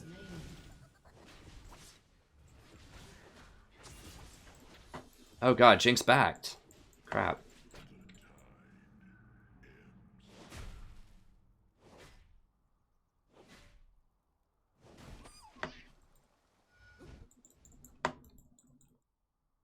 I thought we were just gonna get the tower. Like, we could have easily gotten the tower if Jinx stayed and Shaco stayed. I should have pinged it more, I guess. The Pedersons. I like it.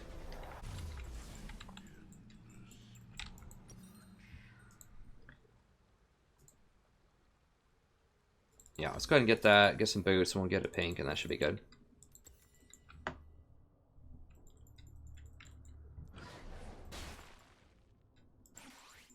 Don't forget to anchor yourself in. I know I forget that half the time when I'm streaming, but it does save you a few seconds to get up there. It doesn't cost you much mana.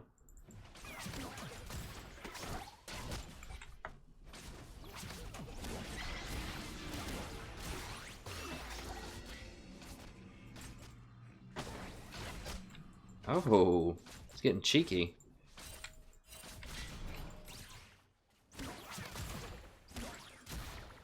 I think we're up in items at this point.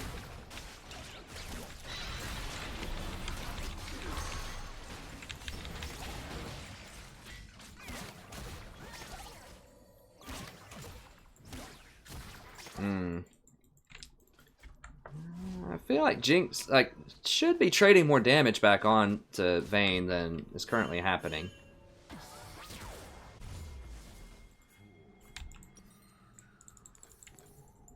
An ally has been slain.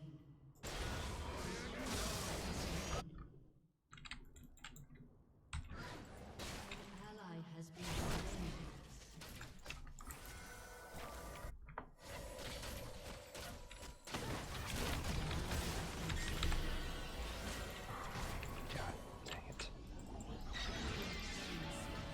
Well, we were doing well. We had a good play there, but this Jinx is just getting like wrecked. I don't really know like what the deal is, like how this Vayne is, like how we're losing these trades like when I hook the Vayne. It's kind of a mystery to me, like how is this happening?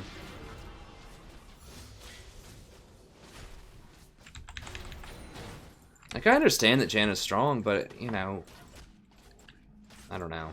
There's something weird's going on here. Like, she put the damage on Janna instead of Vayne last time. I'm pretty sure that's what the deal was.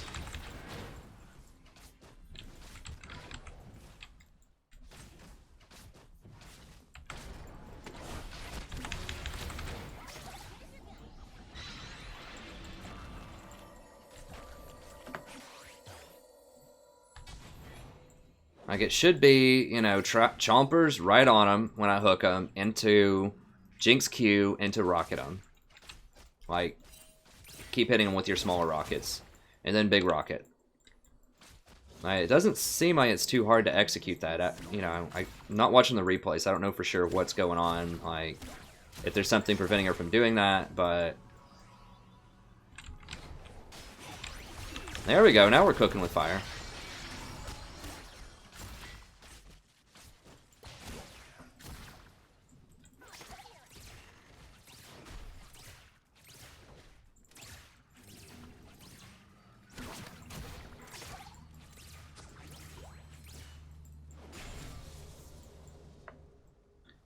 I don't really know. I mean, I need to get up wards. Okay, so she stayed.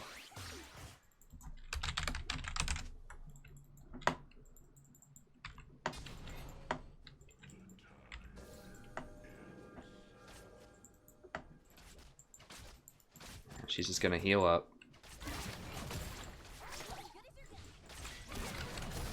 Oh. Probably wouldn't have killed her if I got it, but... I'll go for the bigger shield.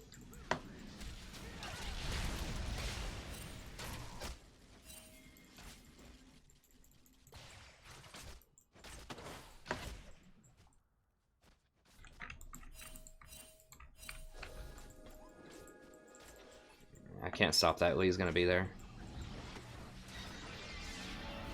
Are you serious that this Morg is like, when you take my farm?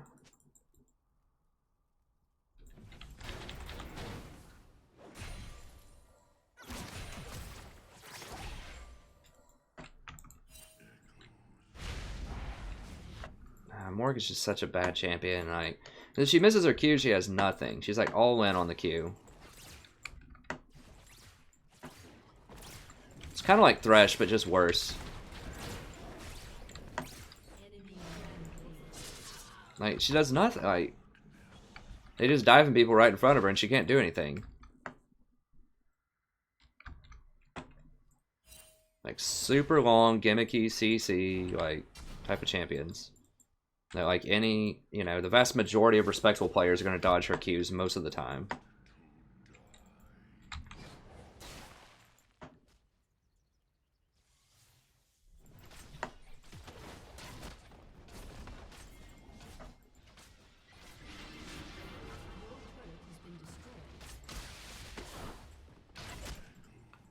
Not quite strong enough to fight them.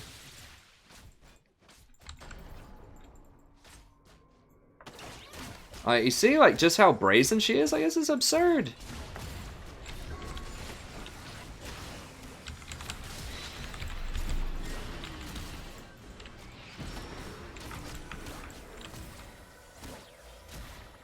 Like, hello. Hi, how are you doing? Like, go get the kills. Okay, finally. Like, nothing's more annoying to me than when there's a play going on and someone, like, continues to get a buff. It's like, drop the buff, go get the kills, and then go back and get the buff.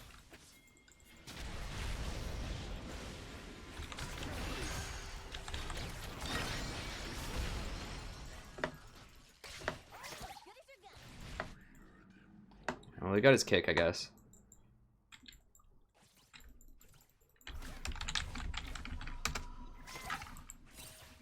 Dude, he's probably gonna come right over that wall. Okay.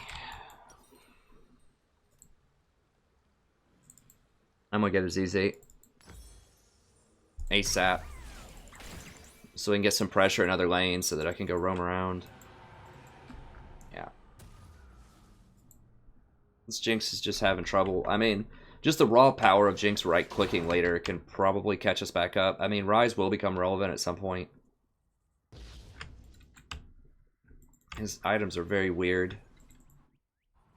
Like, you want to either get... I mean, maybe he's going for the GLP or whatever that item is instead. Something, proto thing. Okay. Yeah. I gotta get wards here.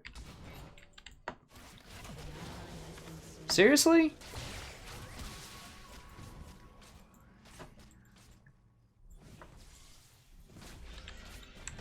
Like, this Vayne is just, like, complete disrespect that, like, anyone could possibly be here. Like, if Morg was here, or Shaco, or whatever.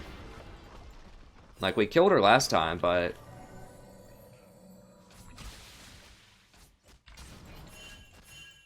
I can't get that. She'll pin me into the wall.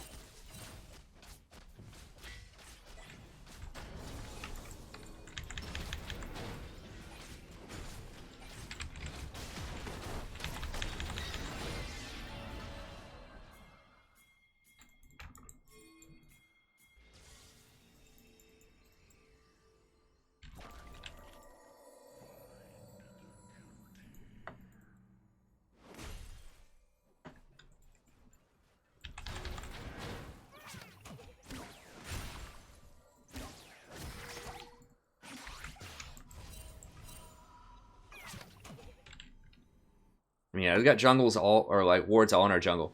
But like, Shaco could come running up right here and run her down.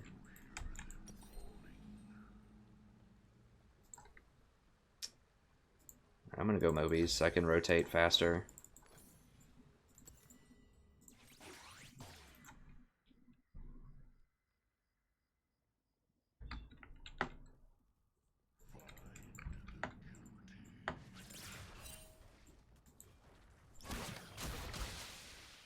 So I need to clean all this stuff out.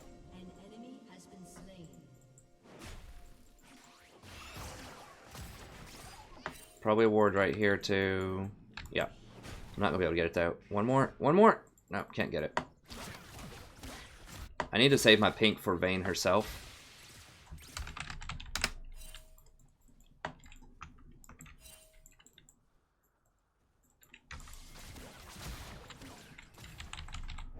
I'll get her. It's gonna take a second. God, this Shaco's like made of paper.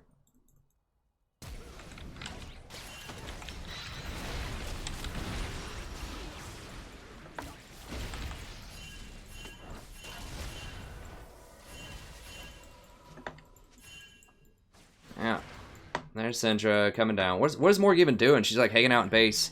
Guys, I pinged back. Come on. Your turret has been destroyed. You guys. I told you I was worthless, so it's okay.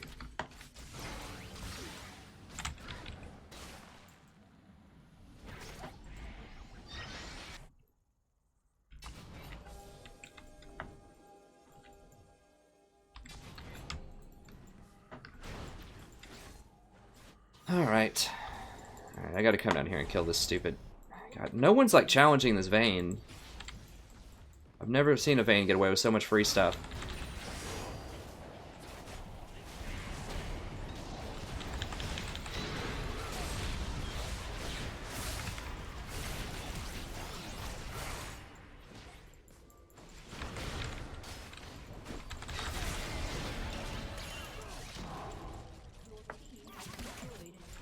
Bless. Are you serious?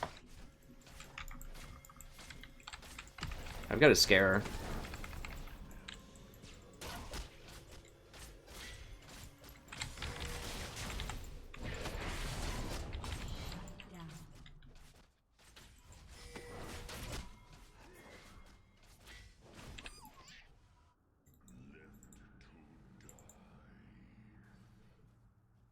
An enemy has been slain. Okay, good.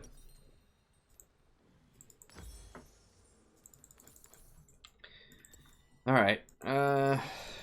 Now, okay, she's got top. That's good.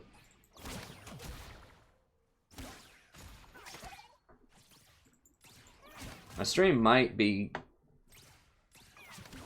glitched out on my secondary computer. I can't tell. I'm gonna try to keep up with the comments, but...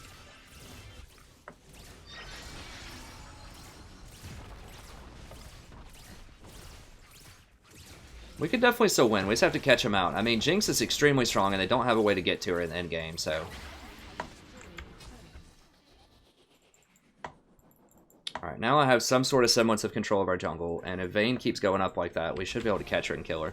She just hasn't been punished all game. Like, she's being extremely aggressive, and is not getting punished for it, so...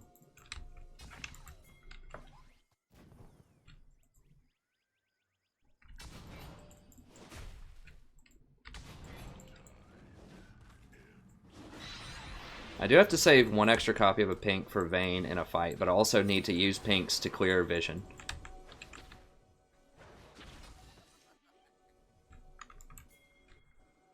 An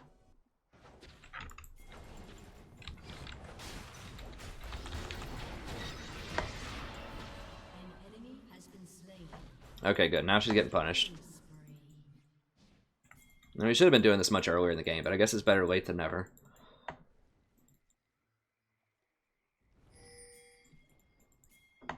Alright.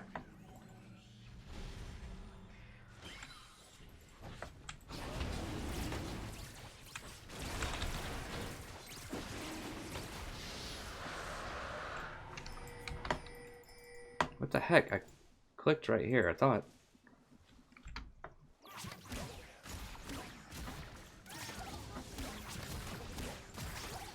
Jinx also takes towers very well. Vayne has a hard time with towers.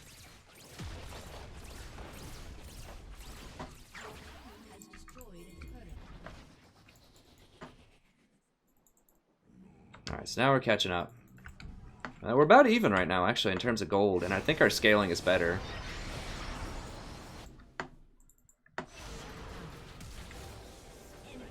Well, that's obviously very bad. And they don't have Vayne.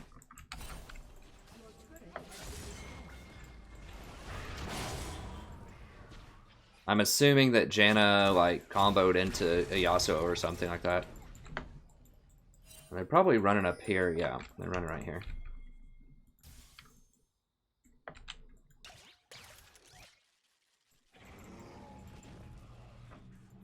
Now, they also could be doing this thing.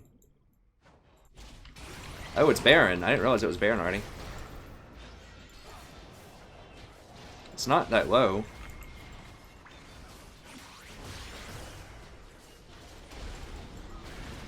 Bless. They're doing it like... They're doing it without Vayne too, which is like ridiculous.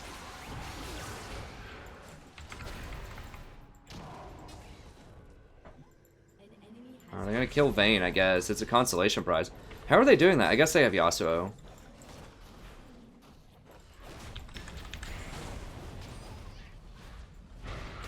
Well, I mean, I couldn't do anything to stop it, so...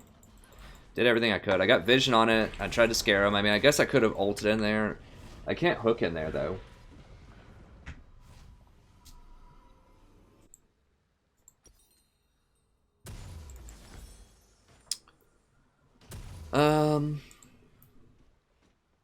Let's get a Ruby Crystal next. They might try to go bottom, because it's so low.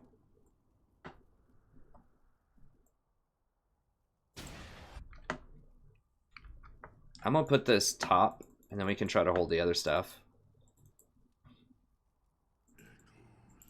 Maybe. Yeah, I'm gonna put it top. Put it right here at the tier 2. They can't really stop them from taking it at tier 1, but tier 2 we might be able to stop them. So I'm just gonna delay them as much as possible up top.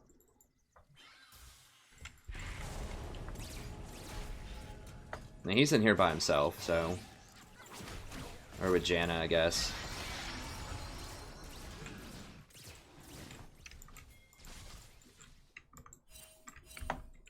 We can make a move on him. Your turret has been destroyed.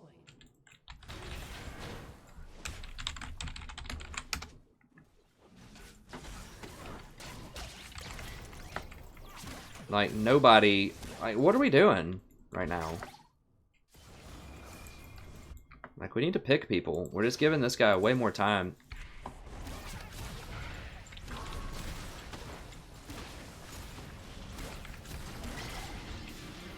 Okay, well, they killed him, which is good. We bought a little bit of time. No one's really pressuring middle.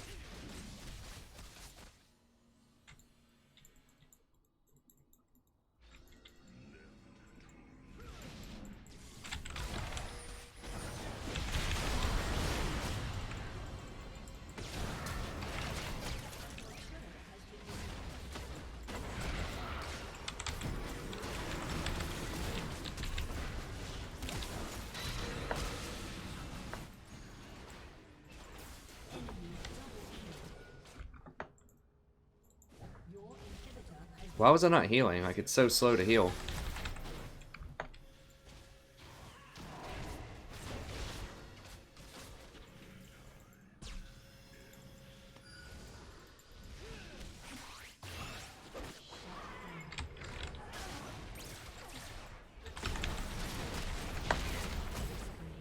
So much damage.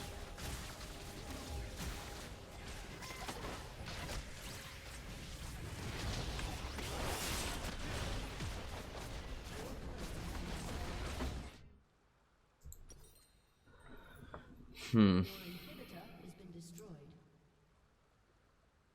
need armor for Vayne.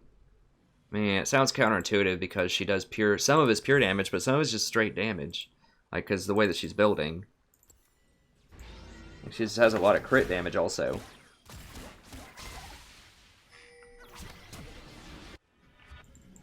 She's not getting punished for going glass cannon. Shaco will be able to zero her out pretty soon, I think.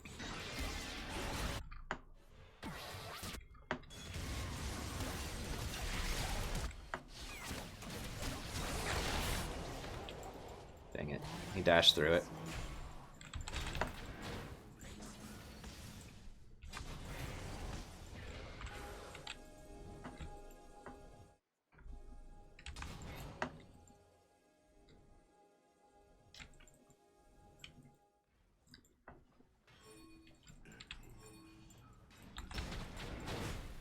I don't think Azizi fully cancels a supers lane, but they can hold it for a little bit. So I guess we'll go for. Yeah, it's extremely dangerous.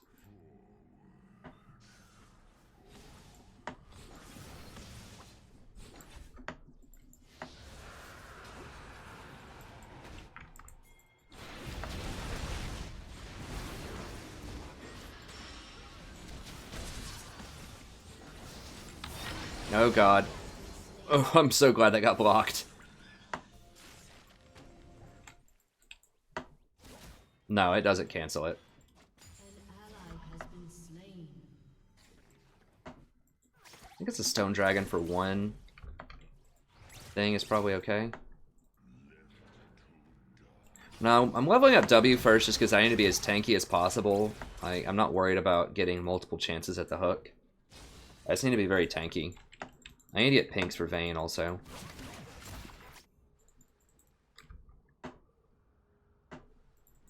So the ZZ helps stall a little bit. I'll probably get Randuin's next. ZZ stalls a little bit on the supers. As you can see, like, it does some damage to him, but really not enough. So I don't usually like putting it in super lane.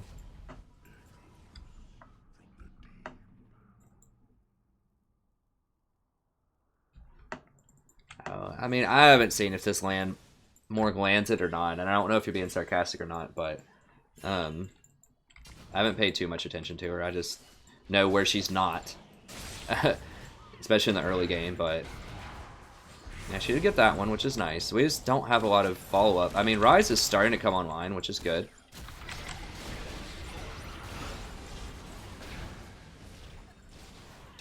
Syndra can just basically, like, almost zero people out, though.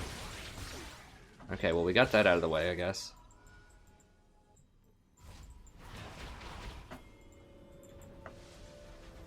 I'm probably just gonna have to give it up. Yeah, I gotta give it up.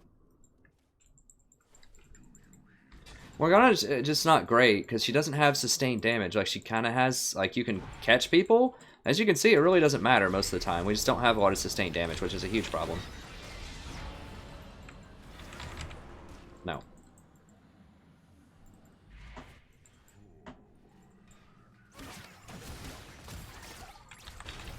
So we're starting to get a little bit back. Oh geez, Baron's back up. Ah, they're gonna get it. Nah.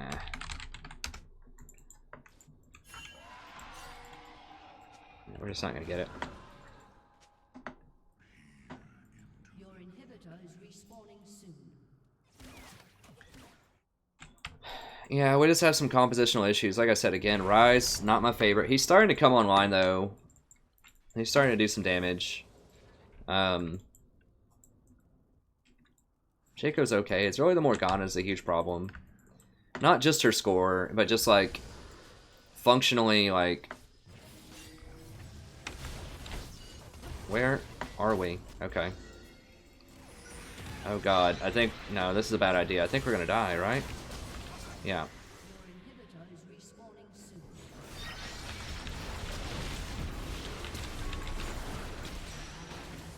Jesus Christ. No, that was a bad idea. I shouldn't have gone along for that ride.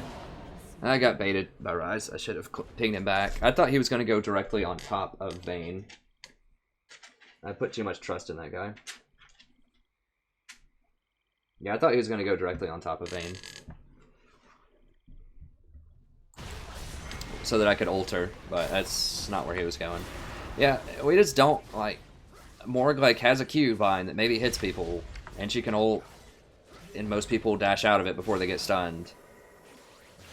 And she's just very, very one-dimensional. I mean, look at Syndra, by contrast. Syndra also has a stun, with a really long range and a pretty long duration. She has much, much higher damage, and she actually has good sustained damage with a low cooldown with her just her Q.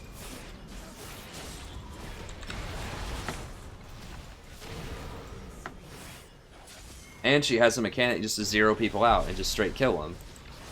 Like, Syndra is better than Morgana in every way. And Syndra still has threat. If she misses her, you know, her stun, she still has threat. She can still deal damage. I know, Celeste. I'll play some Warhammer later on today. I'm just not... I just felt like playing some League right now. I'll do one more. We gotta go quick, though. Alright, so that'll be the end of the VOD there. I'm still gonna keep going with the stream.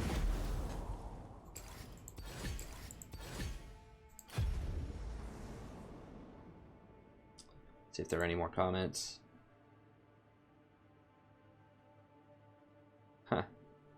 Yeah. I don't know. The last couple games have been a little rough compositionally. I'm not really sure. Okay, Pedersen. I thought you probably were. Morg's not even good as a support, honestly. Like, that's her best position, but she still has the same problems. It's like, if you miss your bind, then she doesn't have anything else. It's like, yeah, you can ult and maybe stun people if they don't dash out of it, but your black, like, you can kind of shield people with your black shield. Her W is like straight worthless most of the time. Okay, I'm gonna ban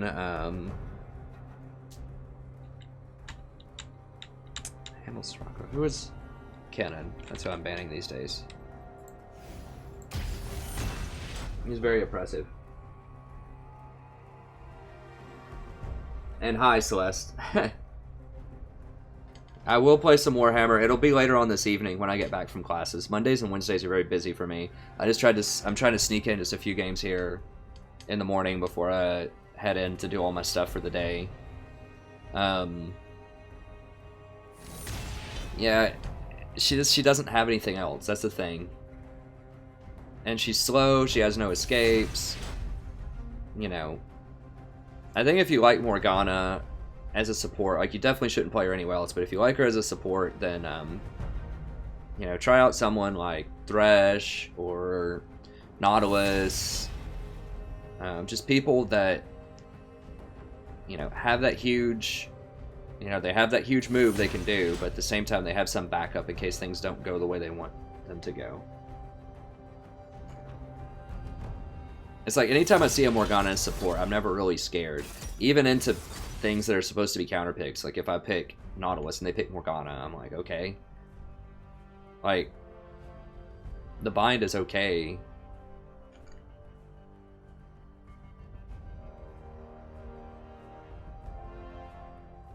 Yeah, I mean, I agree. Mirwaz, like, the W can zone people off of CC, but it does so little damage. People just aren't really that scared of it. Karma, huh? Ooh, Aurelion Soul would be really good. If the person's good with Aurelion Soul. This... don't do Rise. Come on, man. I need to think about what I want to pick. I know it's cute to troll around, but... Okay, so that guy's topping. Don't do Kassadin, please. Why? Why do people pick high-scaling champions that have no early game and no CC? Like, I don't get the appeal.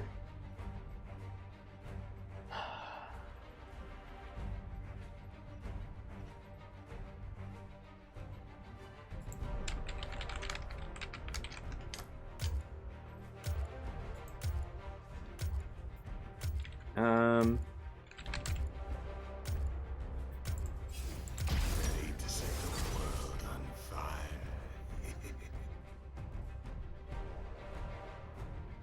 I don't know if he meant he was going to play Brand or he wanted me to play Brand, but I'll play it. I was thinking Brand anyways.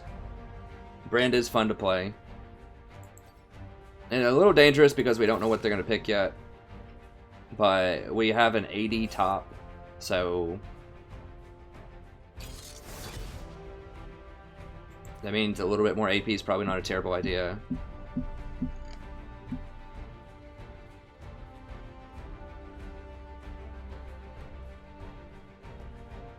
I agree. I mean, late game battles are fun, Celester, but the thing is, like, there's plenty of champions that are very good in the late game that don't have to sacrifice their early game and also have CC. Syndra, Cassiopeia, just anything you see played in the LCS, for the most part.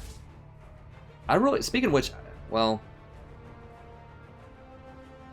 Alright, for the next 10 seconds, kind of spoiler about TSM. I don't know why Bjergsen picked Zillion mid, and what was his other? Rise. Both of those are just garbage, for the most part, but...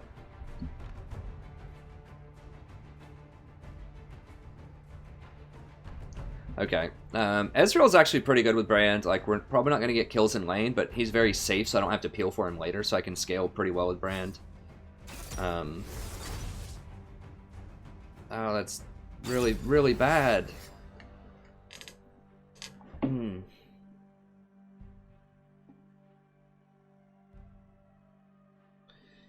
Okay, well, we'll do...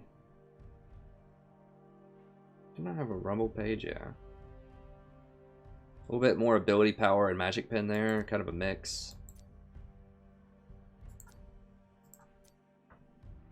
Zyra page, not that, that. Need the gold. Okay, I think we got it.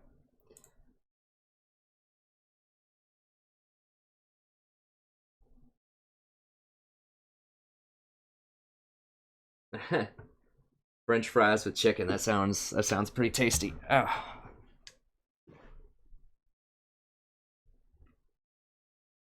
Yeah, I mean he did okay with Rise. You're right, but the Rise pick wasn't awful, but he just can't do like enough. Now a lot of that wasn't his fault.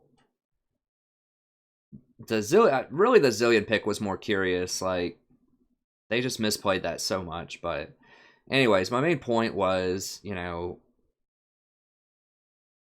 pick champions that also like that there are plenty of options out there is what I'm saying that are good both in the early, mid, and late game, most of which also have CC. So why not play those champions? It's like Aurelion Sol, Cassiopeia, Syndra, who else falls in that camp?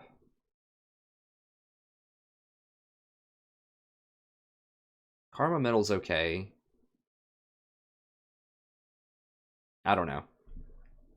I'm just a fan of CC and like being able to play from ahead and while behind. I don't like the charge up champions that much. We have 2 charge up champions. I mean, Ezreal's okay, but he just can't do anything until like 15 minutes. Kassadin usually can't do anything until, you know, 30 minutes. So it just depends. Whereas they have champions that are good early and late for the most part. So they're going to get punished. I don't like Yasuo. I mean, I know he can take over games sometimes, but he's just very high skill cap. He's very squishy.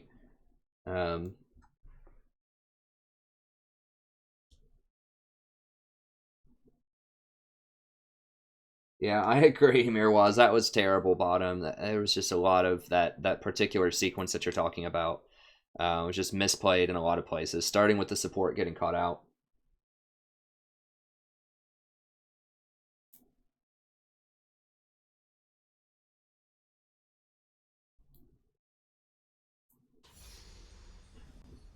Yeah, I mean the community can be bad, Celester, but really, honestly don't think the community is that much worse than most other online games. It's just anytime you're getting a bunch of people together to try to work towards one common goal, you're gonna have some. Oh God, he just burned Flash.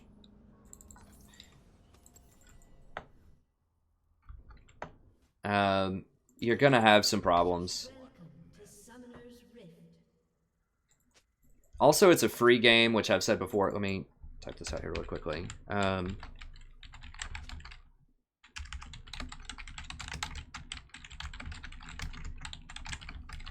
seconds until minions spawn. Oops.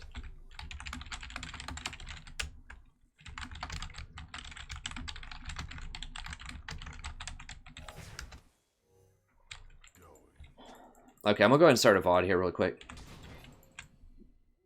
Hey everybody, welcome back to We're playing another game of League of Legends. I'm the Strategy Professor. This is going to be my final game of this early morning quick stream. It's for a couple hours. Pick some brand. It was a bit of an early pick. I figured we could have used some more ability power, and I just wanted to play a mage. Zyra was banned, so whoever banned it probably doesn't like having to deal with AP mages. I don't know, we'll see. But yeah, if you ever wondered about my online name, I got that from a Herman Hesse novel named Damien, which is awesome. I loved that in high school. It was a lot of fun. And I was just looking for a good online name. Europeans have a lot of really good authors. To tell the truth, I like European works of literature a lot more than American works most of the time, but not to be I mean, I still like Hemingway. I really like Nabokov. I just really like the style.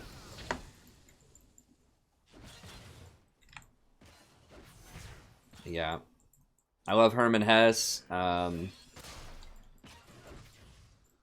Damien's really good. Of course, I like Kafka. Marcel Proust is my favorite author. A lot of different continental writers that I really like. Oh, he fades in, huh? Okay. That's not worth it to auto attack a lot of time, because you take more damage back than you actually deal a lot of times.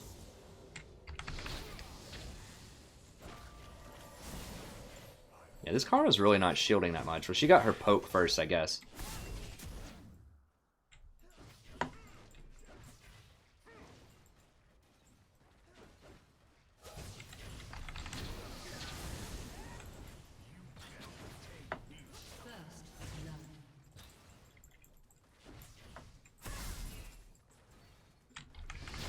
Okay, now he's fading back. Now he's fading in the correct direction. It always kind of annoys me when people fade in, because it just doesn't make any sense. But it does work a lot of the time against me.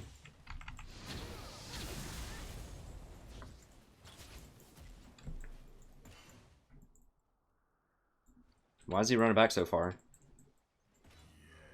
Oh god. Seriously? He's not gonna go AFK?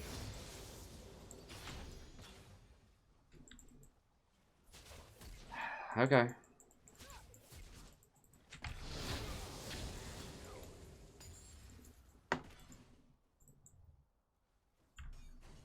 God bless. We were winning this lane by so much, too, I feel like. Now he just gets to heal up, no pressure. Okay. Stay cool. I mean, it is what it is. That's all we can do.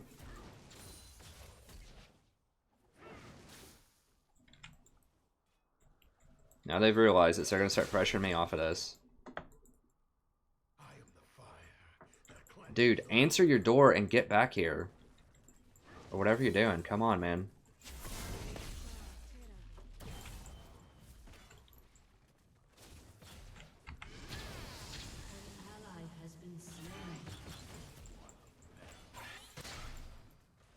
Bless, for real? I'm gonna have to sit here and try to protect him now from all this poke. And he's just gonna, like, randomly hit the CS.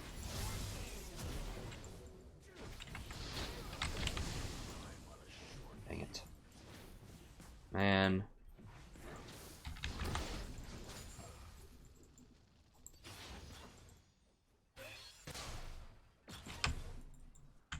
He's got double his CS now.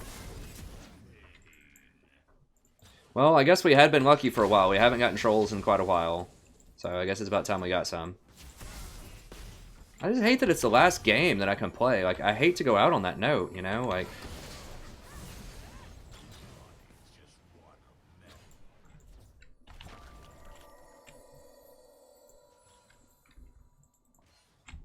Yeah, I don't know what's going on, dude. Like, he could have prepared, like, a 5-course meal by this point and got back here. Dude, at least run back to base. Like, if you're not going to be here for, like, 20 minutes, like, go back to base before you die. I gotta shield this.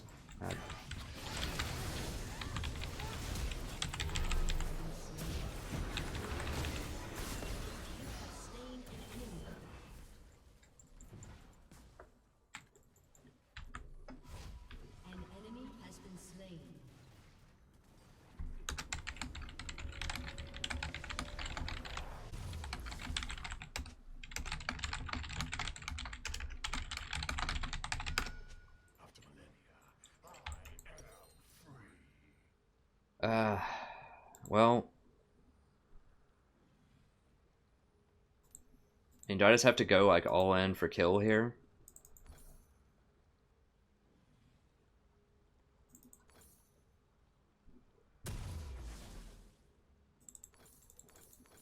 In case he doesn't come back, I might have to.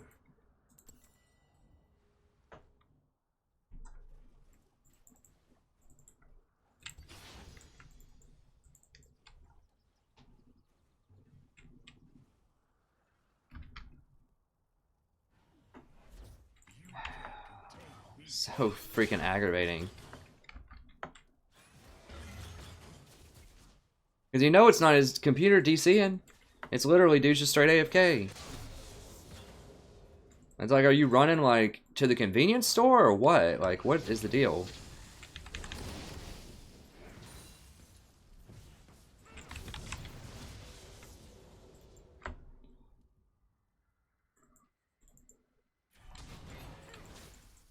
An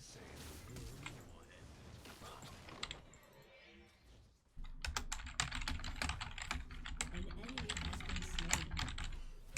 has been slain. You gonna do anything, Malphite? Like, oh god, now he's okay. We got him. All right, let's push this in.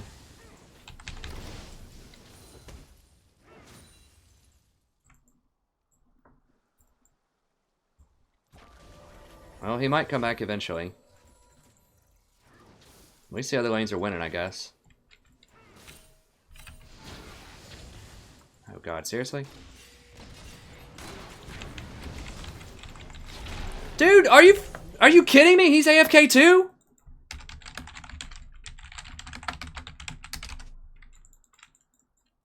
Is this real life?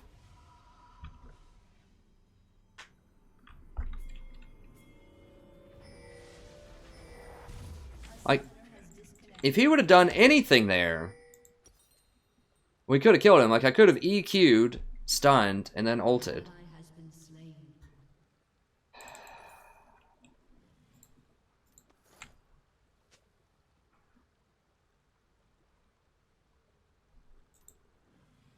An ally has been slain. Now every other lane's losing. God, but it's been a while since I've had something this troll. A summoner has reconnected. Alright, what's he got for me? His house burning down? Someone ran over his dog in the driveway or something? I'm just interested to see what he's going to come up with here. You know it's not lag, like I said, because like, you don't walk back to tower like you're expecting to go AFK if you're lagging.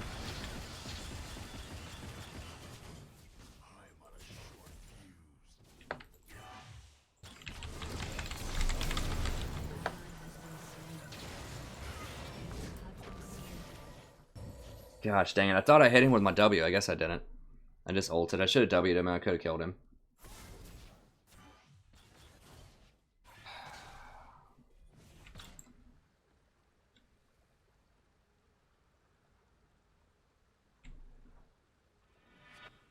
Your turret has been destroyed.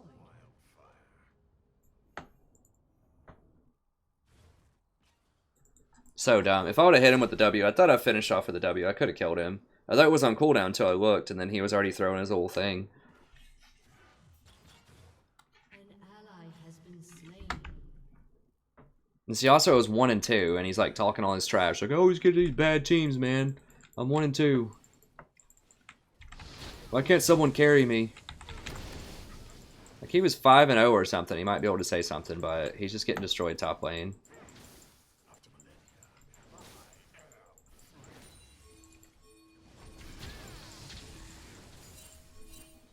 Help me out, man. It's a 4v5, but I can't even win my lane. Enemy killing. God bless it. I really hate going out like this. I'm gonna be like in a sour mood all day. Well, that's not true. I'll be in a sour mood for like 15 minutes, but still. I really hate to go out on losses, and I definitely hate to go out on just straight up, like, full-on trolls.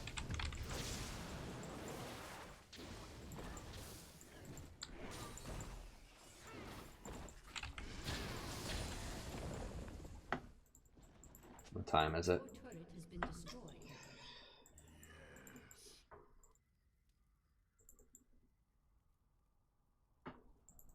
He's not going to get permabanned because they don't have a tribunal. And it sucks. That's what they need to do, is bring back the freaking tribunal.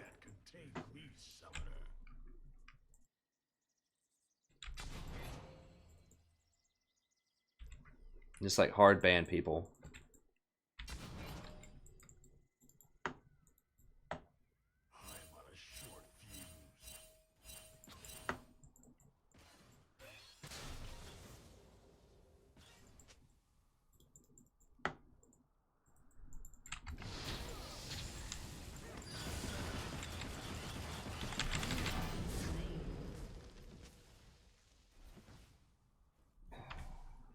turret has been destroyed.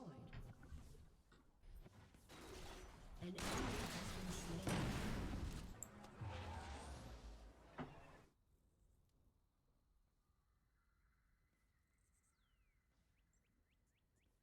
Your turret has been destroyed.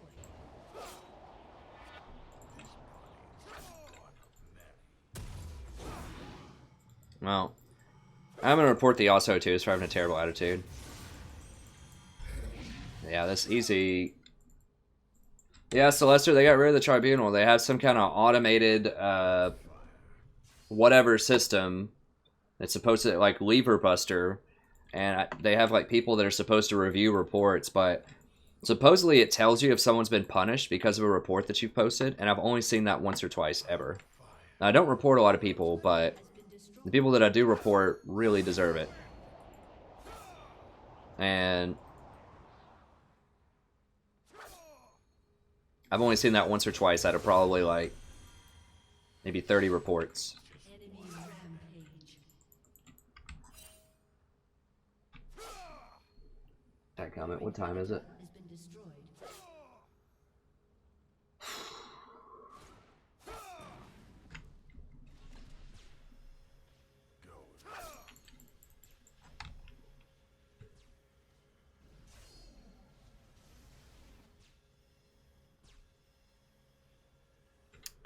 Maybe I can do one more. I have no idea, Celester. They aren't really that transparent about it. I think they might have Riot employees look at it, but I think they're just going to like an all automated system. Your turret has been destroyed. Where it's just like something that reviews chat or, you know, Lever Buster. If you're out of a game for like 3 minutes or something, Lever Buster will like get you quickly. Like if you do that twice, then you get banned. At least somewhat banned. A summoner has disconnected. Your turret has been destroyed.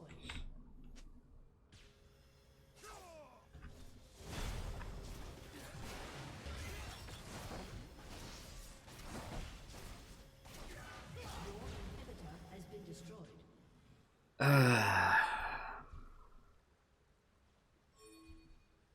I guess I can do one more.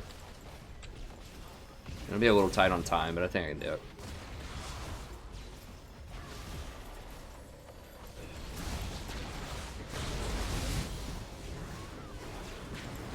Why? Like, they're talking about how they want to, like, give the game away.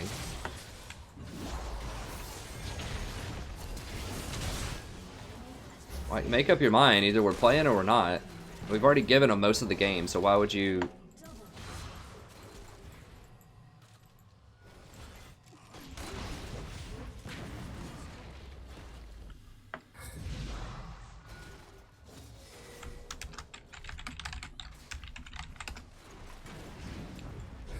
Shut down.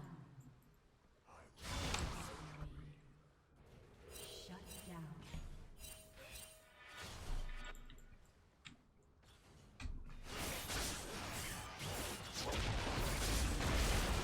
Why, you guys? Just, like, okay. I guess the minions will get it. Yeah. Like, easy. 4v5.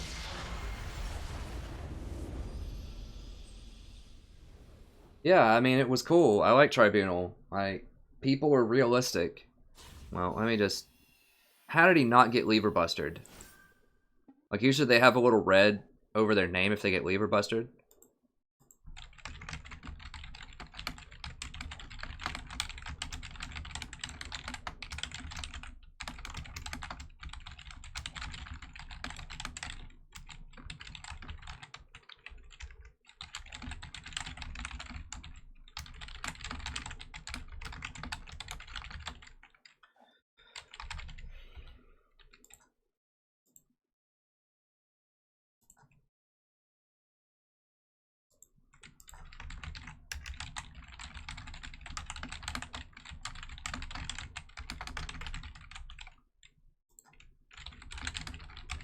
So you send these reports, but I mean, I have no idea,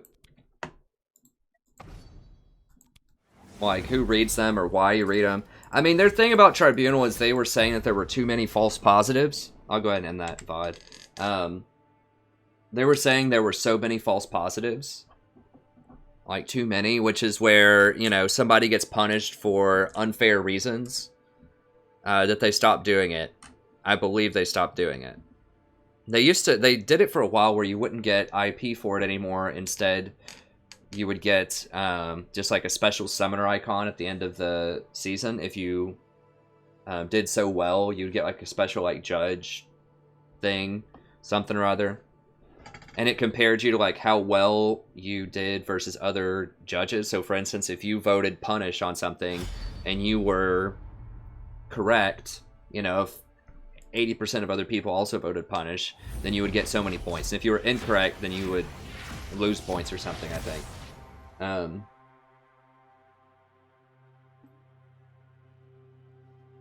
Yeah, there's some really bad stuff that goes on in League. I mean, you know, part of it is that it's free, so you get a lot of just a really young crowd. It attracts a really young crowd. I'll say that because it's free, potentially. So, like, the League crowd is a lot younger than the Warhammer crowd, for example, I think. Well, Warhammer's also a strategy game, and that has kind of an older crowd anyways, but... anyways, I think it's okay. I mean, the community is kind of toxic to an extent, but I think that a lot of online games that attract kind of a younger crowd are just going to be more toxic too. People just think they're really cool, like, online. I don't know. But it's a fun game. It's balanced. You know, it's pretty well balanced. It's competitive. You just have to be willing to understand that you're going to lose a lot of games. You're going to win a lot too, but it's a very slow process to move up the elo ladder a lot of the time. In solo queue, unless you have, like, dedicated people to help you out. I'm going to ban Cannon again.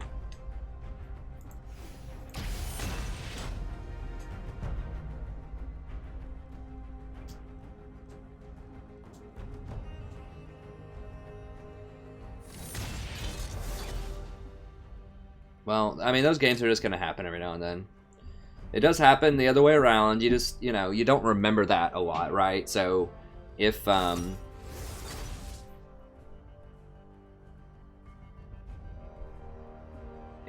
you know, they have a DC and you win a 4v5 or whatever a lot of the time, then a lot of times you'll just forget that. You'll just write it off as, okay, just a win, you know, and you'll remember all the times that you got the DC on your team, so. Yeah, we got Vayne again.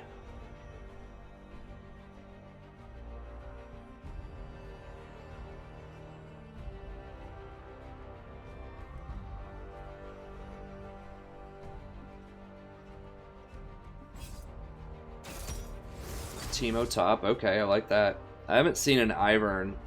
What I understand, he's pretty bad. I've seen him in one game, and he just did nothing and got destroyed. I see how you can be good, potentially, with picks like Rengar, or just things that can really leverage his bush, but...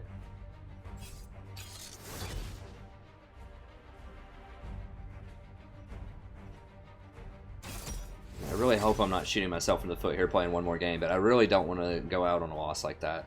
I think it's fine. I have to tweak my lesson plan a little bit more, but I should have about, you know, another hour or so after this to tweak it. I think it should be fine.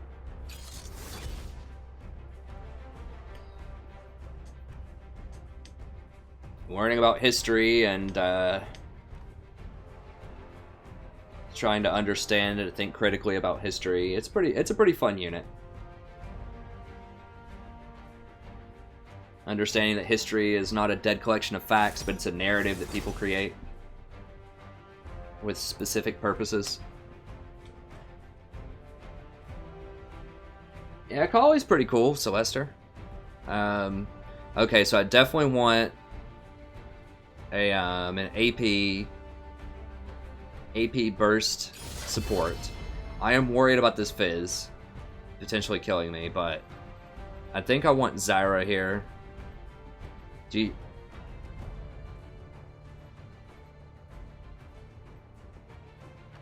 Rumble could be okay as well, or Brands, but I think I just want that guaranteed, well, not guaranteed, but relatively easy to hit. Just light him up, champion. Feel the thorns embrace. What? Oh god, well. I don't know. If there's one more dodge, I don't think I can do it. It's already kind of dicey, but let's go. That was a fine matchup, Mike. Zyra destroys Soraka in lane.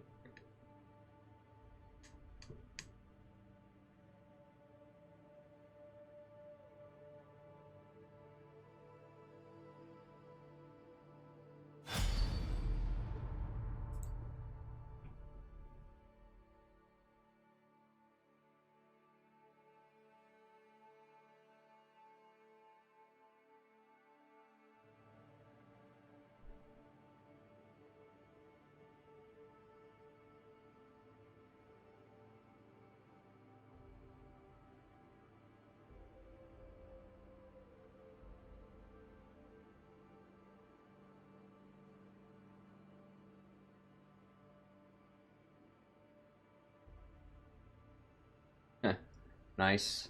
Celester. Now, they are making some changes in this offseason, I think, that's going to help Akali, to where pink wards don't reveal her anymore when she's in her shroud.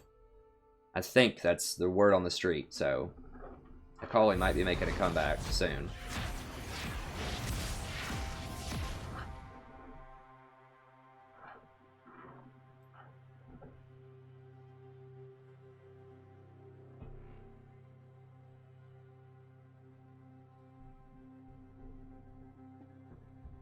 I might tinker with my class notes here a little bit while we wait. Disable a bit of time after I finish this. While they're just going through the bands.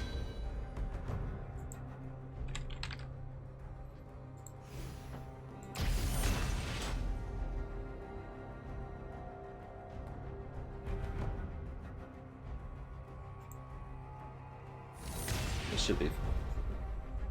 Okay, let's see here.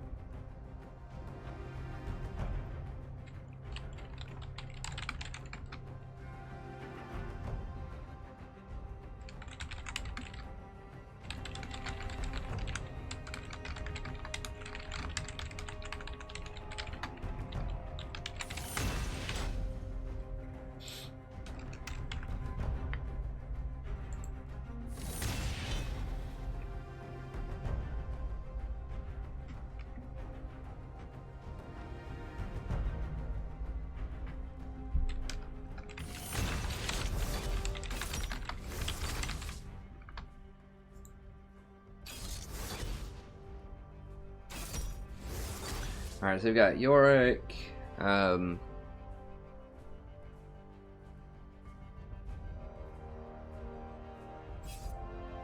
not in love with Yorick as a champ.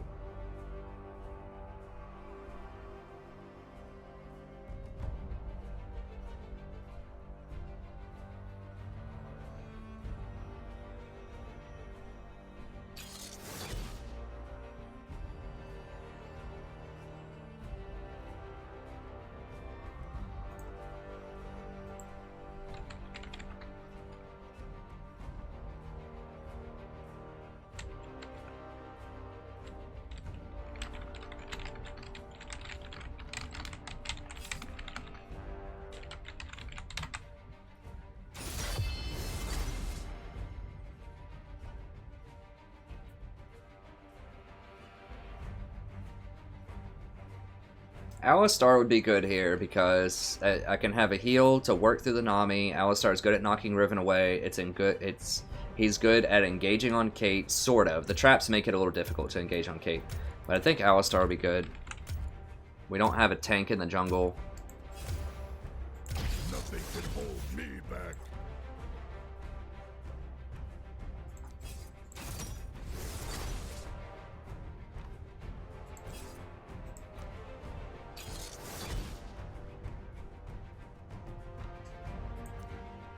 I think that's good.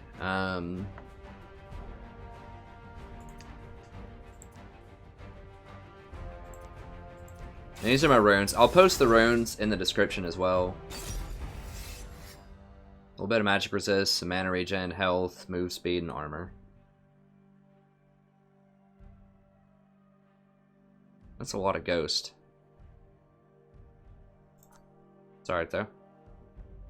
Yeah, it looks fine. That was last Wednesday we did that. Let's see.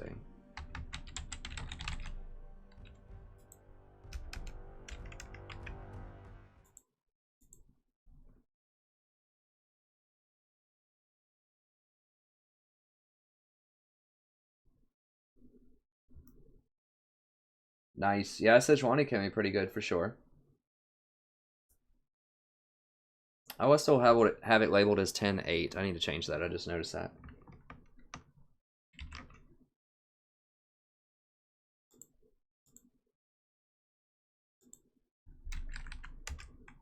There.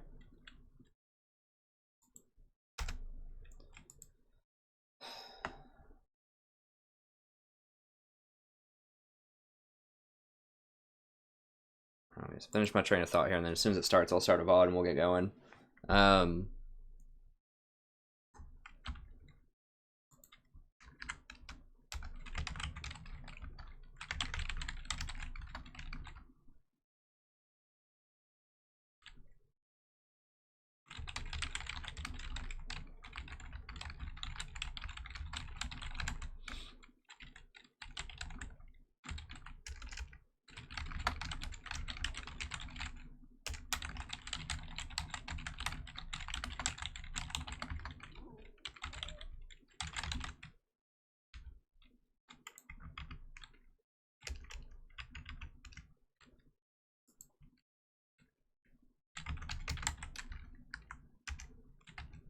I know, I'm starting a sentence with a conjunction. I think it's okay sometimes.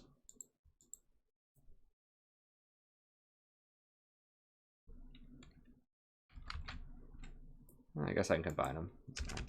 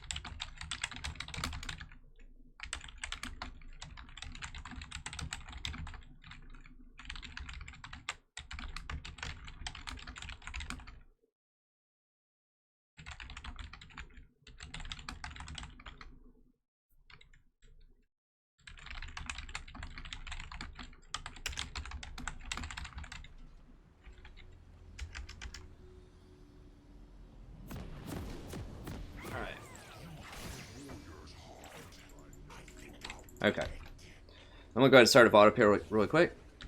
Hello, everybody. Welcome back. Today we're going to be playing another game of League of Legends. I'm the Strategy Professor.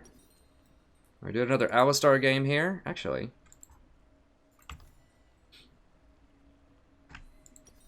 I'm gonna go for coin again this time.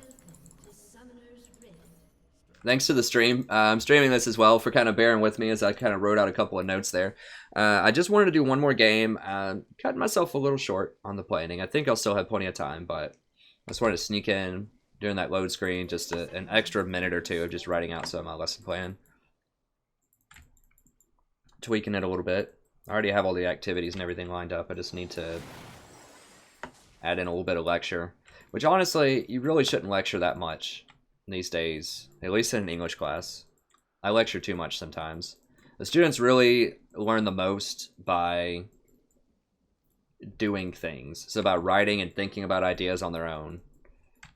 You just have to be realistic a lot of times as a teacher, because people just aren't going to remember everything. They're not going to remember most of what you teach in the class. You know, just being real. Like, they're only going to remember a handful of things, and they're much more likely to remember it and think that it's important if it connects with stuff they actually care about. So letting them choose topics, letting them explore concepts in their own terms is often very helpful. Even though they may not necessarily know the correct version of whatever it is you're talking about, if that even exists. You just have to be realistic about what students will actually remember, and just try to help them, you know, reach whatever the goals of your course are. Anyways, let's talk more about Alistar here. Okay, so I like Alistar. He can engage, and he can also heal through this Nami harass. I need her to hit me with her waves and not hit me. There you go, yes. Not hit Jinx. Jinx is taking a lot of free harass from this Kate. Hit me, hit me. No, it's not going to do it. I need to level heal next, probably. So she took a lot of free shots from Kate. I don't know how much, but like 2 or 3 free shots. No, don't walk up to that.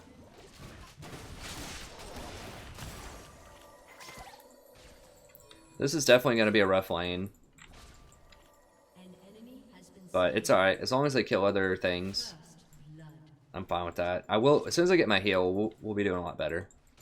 I do have a lot of early mana regen with this build, so I need her to hit me with her wave to waste her mana on me.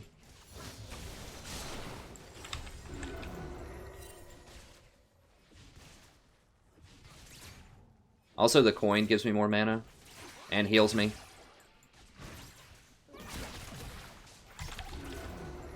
So we should be okay on that. You're welcome, Celeste. That's for your work. It is, it is. Yeah, those are some daily notes from my work. I was trying to sneak it in for just a few seconds there. Hopefully no one's really going to care. I mean, I was still talking about League for the most part while I was doing that. I should probably do that more during streams while I'm waiting on games for League or something. Like, I should sneak in some of that, but obviously can't grade papers or anything like that. The student confidentiality and all that stuff. But I think just working on my own class notes or something like that would probably be helpful. No, don't hit it, man. There we go. But maybe not. I mean, the queues aren't really that long on the games. Most of the time. Yeah, so I really don't want to get that aggressive with her. Yeah, that's exactly what we want. We want her to use her mana on me, because it's really not going to do that much. I just want to keep him off of Jinx. Plus, the heal on Alistar heals himself for a lot more than it heals other people. She can hit me all she wants. See, she's pretty much out of mana.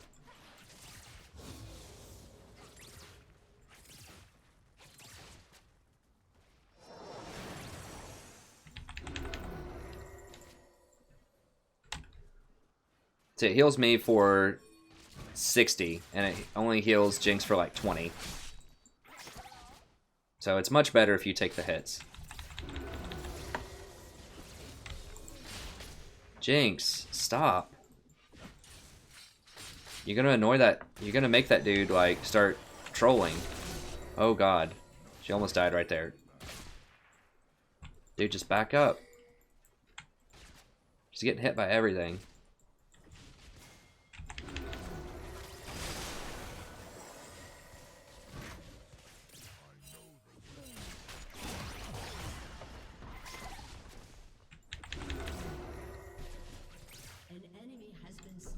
I mean, Rengar's doing well. He's getting kills everywhere else. This Jinx is just mad. She's taking so much harass.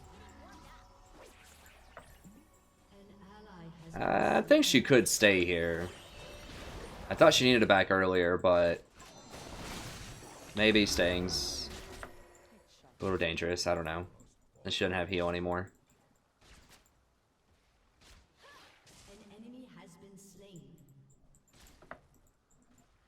Alright, we're doing okay.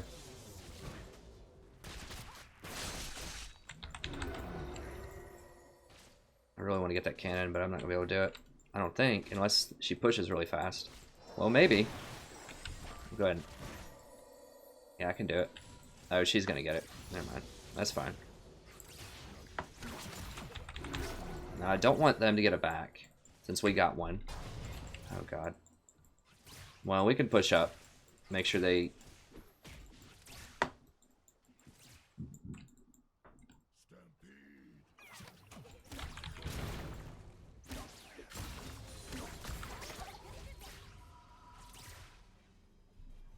That's one of the reasons why I max Q on Alistar. It actually helps you clear the wave a little bit faster also. I just think it's more reliable CC. I just like it more. Okay, let's go for this.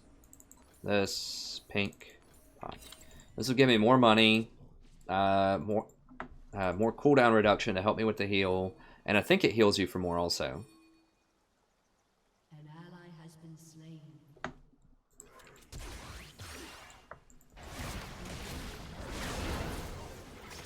Killing spree. Okay, good.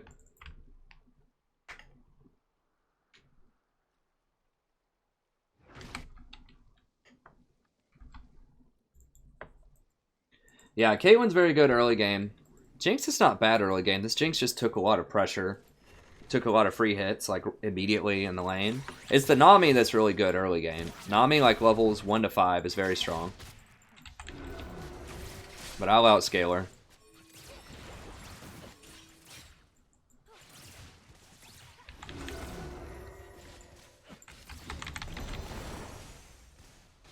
Okay. There's not a lot of point in getting harass on him. Like, I don't do that a lot because Nami's just going to heal him up. So you really just want to hold, and it's going to cost me more mana.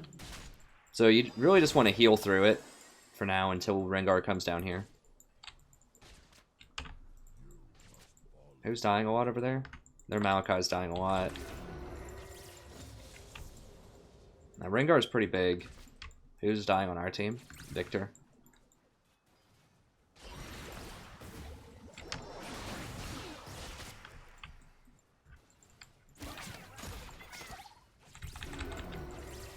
What did she buy? Okay, she got a pickaxe. It's not terrible. So Rengar does have ult, so I should be able to flash in and kill him.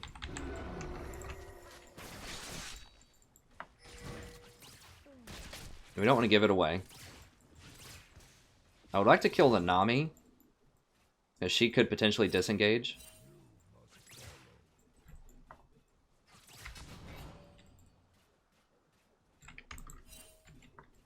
Okay.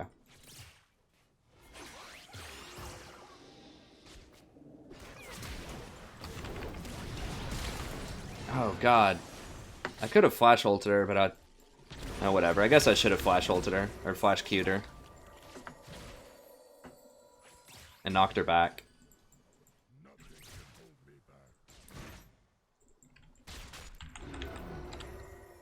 Oh well. His ult comes up pretty quickly.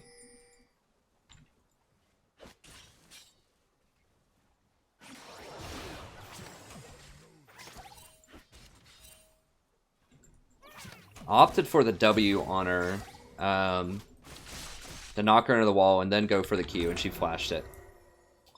So I could have just, I maybe could have walked up and Q'd her and then knocked her back.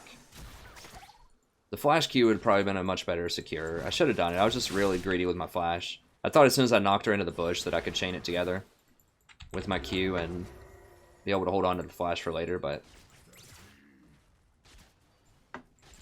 she had that one little millisecond between when I W'd her in and... Or when I W'd her into the bush and when I Q'd her, when she was able to get off her wave. I think she may have been casting wave like as soon as I W'd and it just finished the animation even though I hit her. I'm not 100%. I'd have to look and see.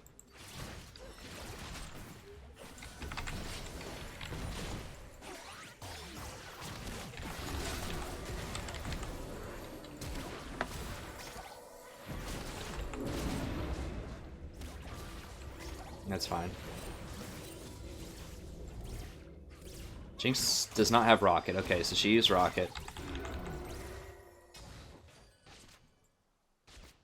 Rengar does have ult.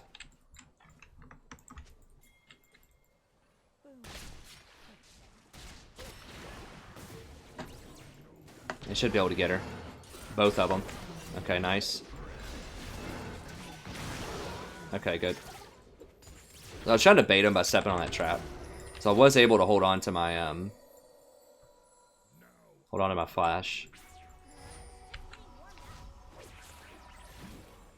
Yeah, mid's missing. Oh, he didn't clear it. I don't think he did, or did he? Maybe I just didn't see it.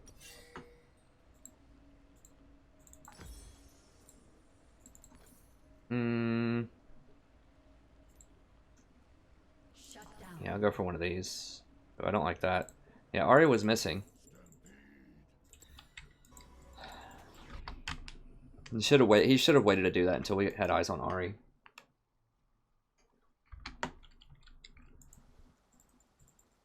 How did I not get an assist on any of these kills bottom?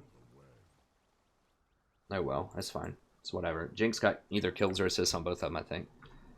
Yeah, she got assists, that's fine. And Rengar is really nice to have a lot of kills on, so. No problem there.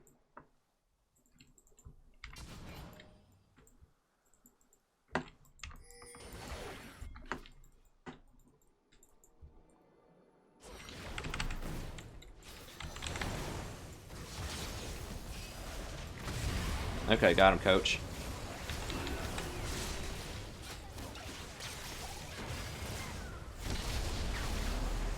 Watch out for Ahri dropping in.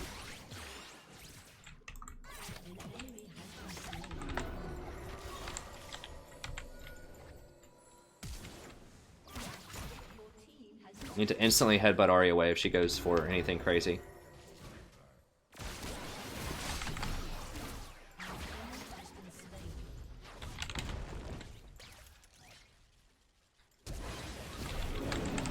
Dadgummit. That flash. Well, at least it didn't charge me for my ult. I pressed ult and it just didn't activate. That sucks. I should have flashed when she flashed. I just wasn't even expecting her to go for that, honestly. He needs to be careful. If he gets charmed, he's dead. Probably. Yeah, he's dead. He shouldn't have been there. I don't know what he was thinking. Alright, I'm gonna go ahead and get Moby Boots. I think that was the right play to screen for Kate there, so, or to screen for Jinx so that Jinx could get that kill. But I should have just had my flash ready for her flash. I honestly didn't think she would do it. I was ready for her Q, but I wasn't ready for the flash Q. And I thought my ult, like I would have enough time to react with my ult. Okay, Jinx has Infinity Edge now though, which is really nice for us.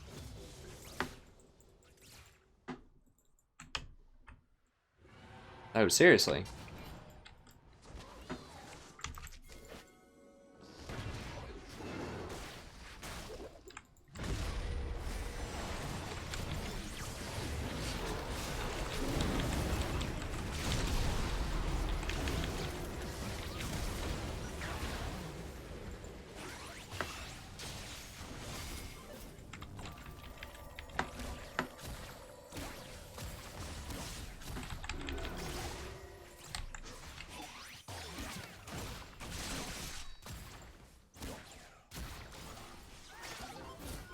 God, Ahri's such a huge problem. Every time Ahri's like in the game on the enemy team, I wish I banned her.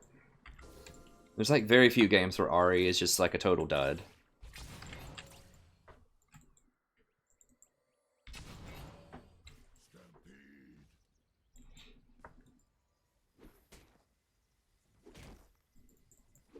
Realistically, she's probably not that much. The thing is, she's just so easy to play. That's the deal. Like, she's so safe. Like, if you make any kind of mistake, you just instantly get to get out of it. Any mispositioning. I was going to say she's very similar to something like a Syndra. Can we make a kill here? Jinx, you want it?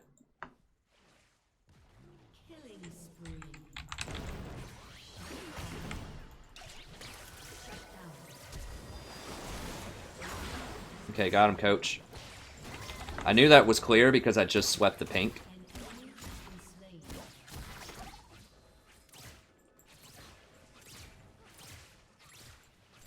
Who's dead? Everybody's dead. Okay, we almost got an ace there, so it's just Nami.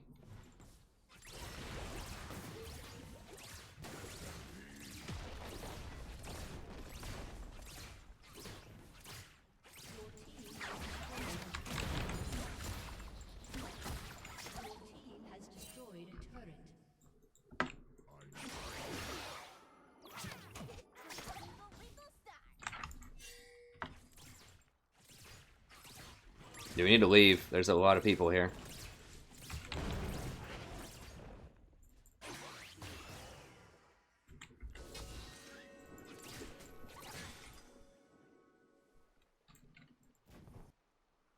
No, Rengar never did kill that pink that was there. Alright. Look at the chat. Alright, so it's going pretty well so far. Jinx getting a lot of kills. I'm just going to go Need for Speed Alistar again. Just run around, make plays.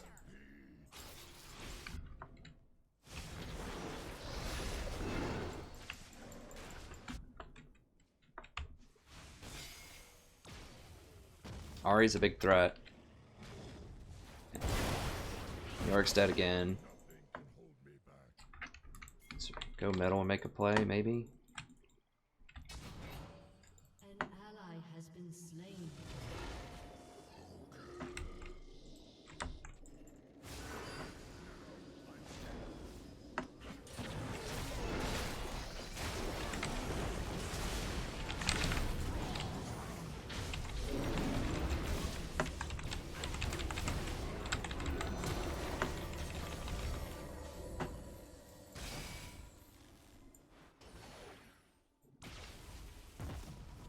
I could have headbutted a little bit faster there, probably. Headbutted her away and maybe been able to save him. I don't know. It's going to be tough either way.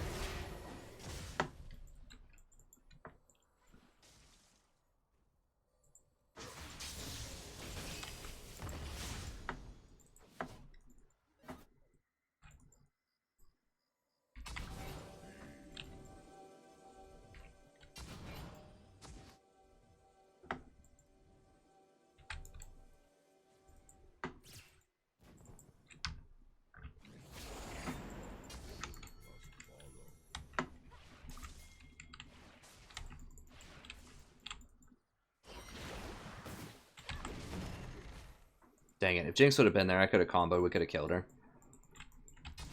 I know the way.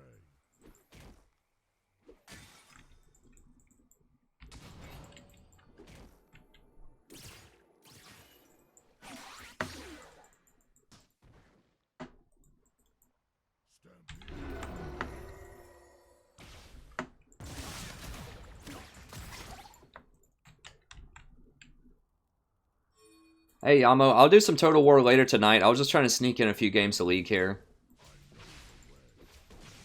But around 8, maybe 8 o'clock Eastern time, I'll play some Total War Warhammer. An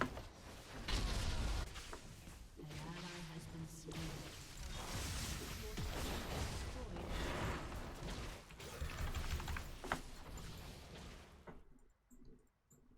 I was just watching some of the World Championship, and I just wanted to play some League. But I will do some Total War Warhammer later. An enemy has been slain. Alright, I gotta go escort them out. They might get caught out by someone or something.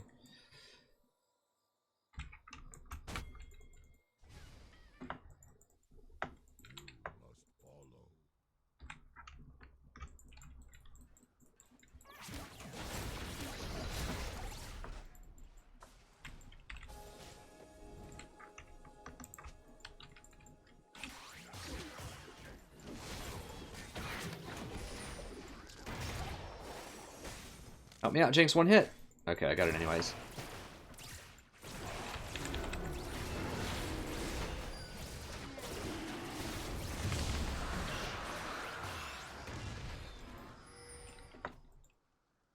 So I didn't want to engage that because Yorick wasn't there and Victor was going to be really late. I just wanted to knock the jungler out of there so he couldn't smite.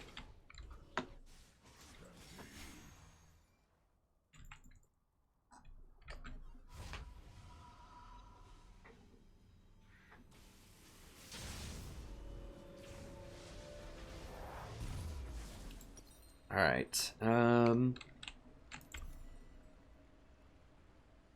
guess I probably need to get an Aegis. Nothing can hold me back. That's pretty risky. God.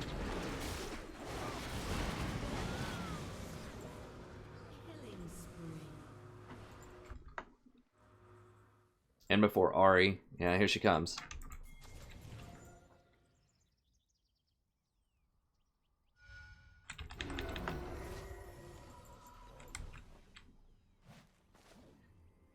He's trying to protect him while he backs.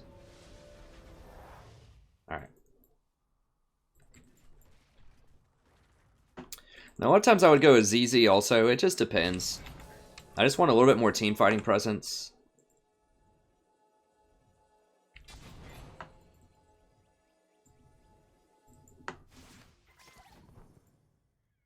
I was trying out this like super speed build for Alistar early on just to get in some superior roams.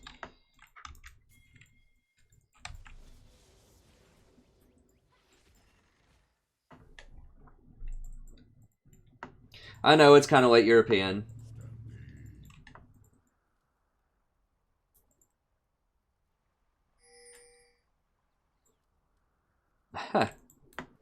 Yeah, I mean, I'll try to do some more in the middle of the day. It's hard. I can't do it when it's like, it would be really convenient in the evening for Europeans. I mean, on Tuesday, Thursday, or Friday, I might be able to do that some, but that's when, you know, like the afternoon would be the evening for you guys and gals, and that would, but I have stuff to do in the afternoon a lot of times, like school stuff. Rampage. But I might do some, you know, I can do some late at night too. I do that sometimes, or I'll get up at like 4 in the morning and do some.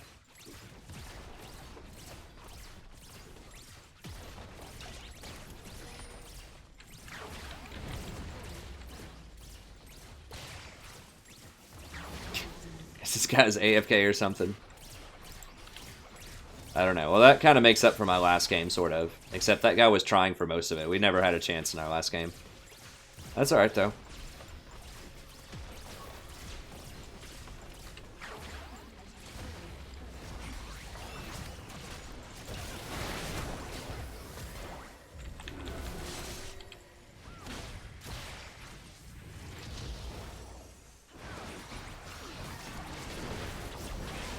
Huh. Get him, Rengar.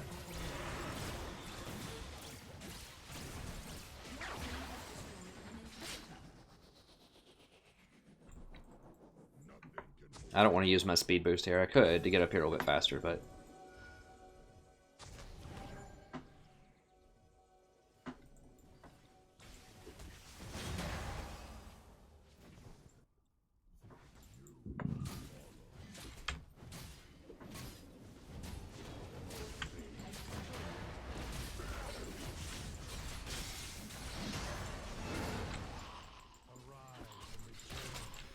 Yeah, it's going to be really hard to get through this.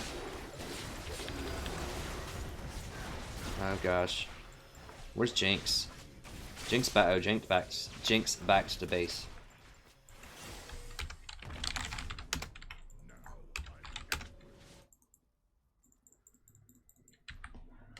Yeah, we shouldn't have been up there. First thing.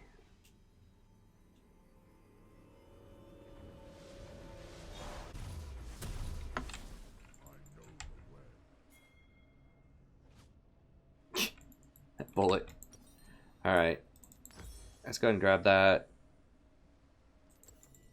You can always watch the VODs, though. You know, I'll have a VOD of all of my replays. I'm just going to do campaign stuff probably today. I might do 1 or 2 multiplayers, we'll see. But I really need to do some more campaign stuff. I don't think I did any campaign yesterday, so... And I just need to try to finish some of these campaigns so I can do more with Civ 6 when that comes out. Free up a little bit of time. God, why did I cut back? I don't get this pathing sometimes.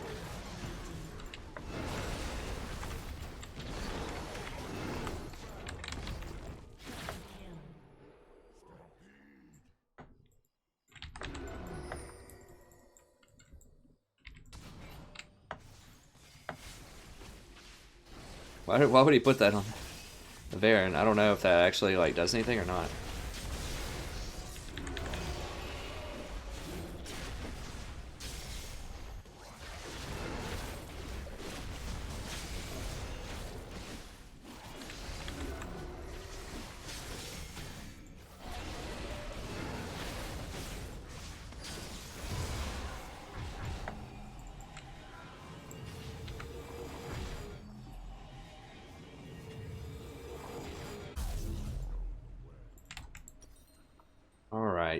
Alright.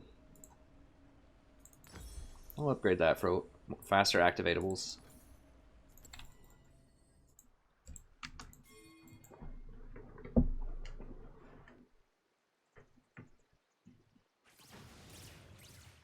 Thanks, Yamo. No, I didn't interpret it as whining. I know everybody has their favorite games. I'm the same way. Sometimes I just, you know, feel like playing a certain game, just like you probably feel like watching a certain game.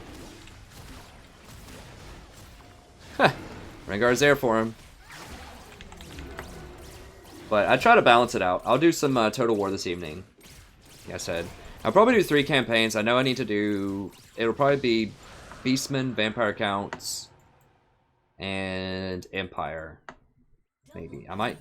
I don't know. We'll see. I might be able to do them all. We'll just see how tired I am when I get back.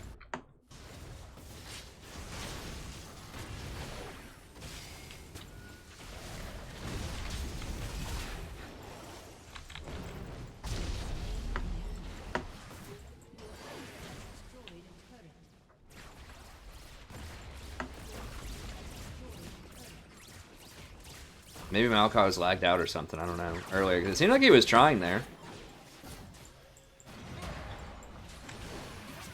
I should honestly just play Alistar a lot more. He doesn't really have a terrible matchup. There are some matchups that aren't great for him, but he's pretty viable into most things.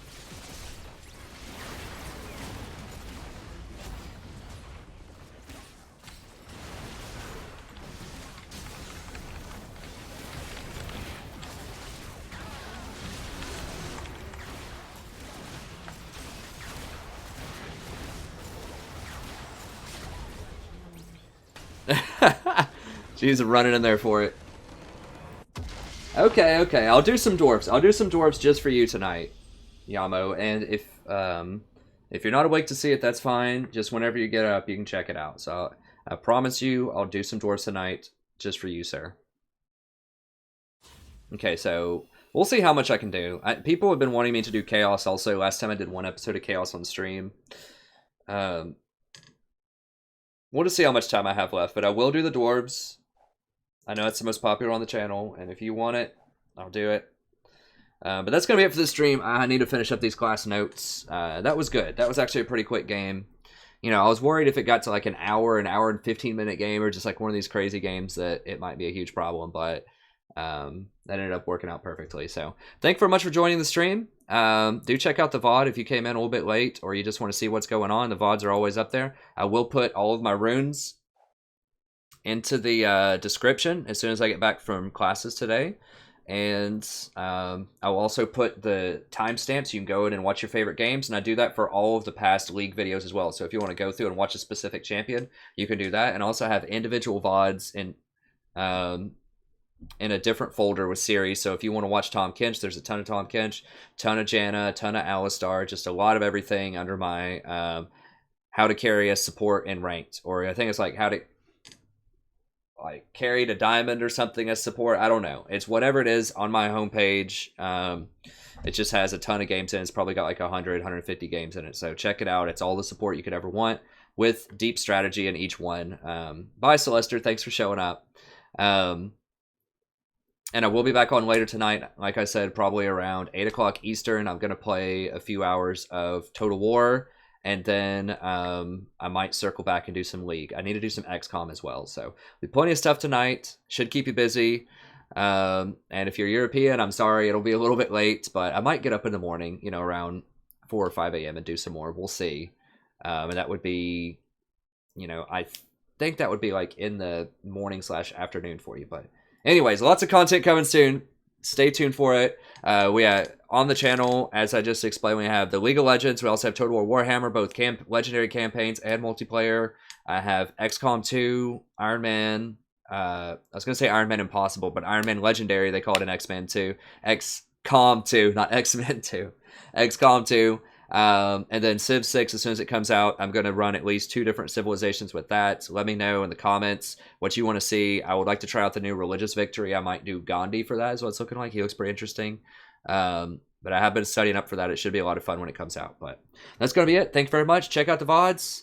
And if you want to see anything specific in terms of you want to see me play more Alistar or Tahm Kench or whatever, just let me know and I'll do the best that I can to try to get that content for you. I can't always promise it. It depends on what the team compositions are, but I'll do my best to try to get in your favorites as much as I can. So thank you very much. That's going to be it, and I'll see you next time. Have a wonderful evening.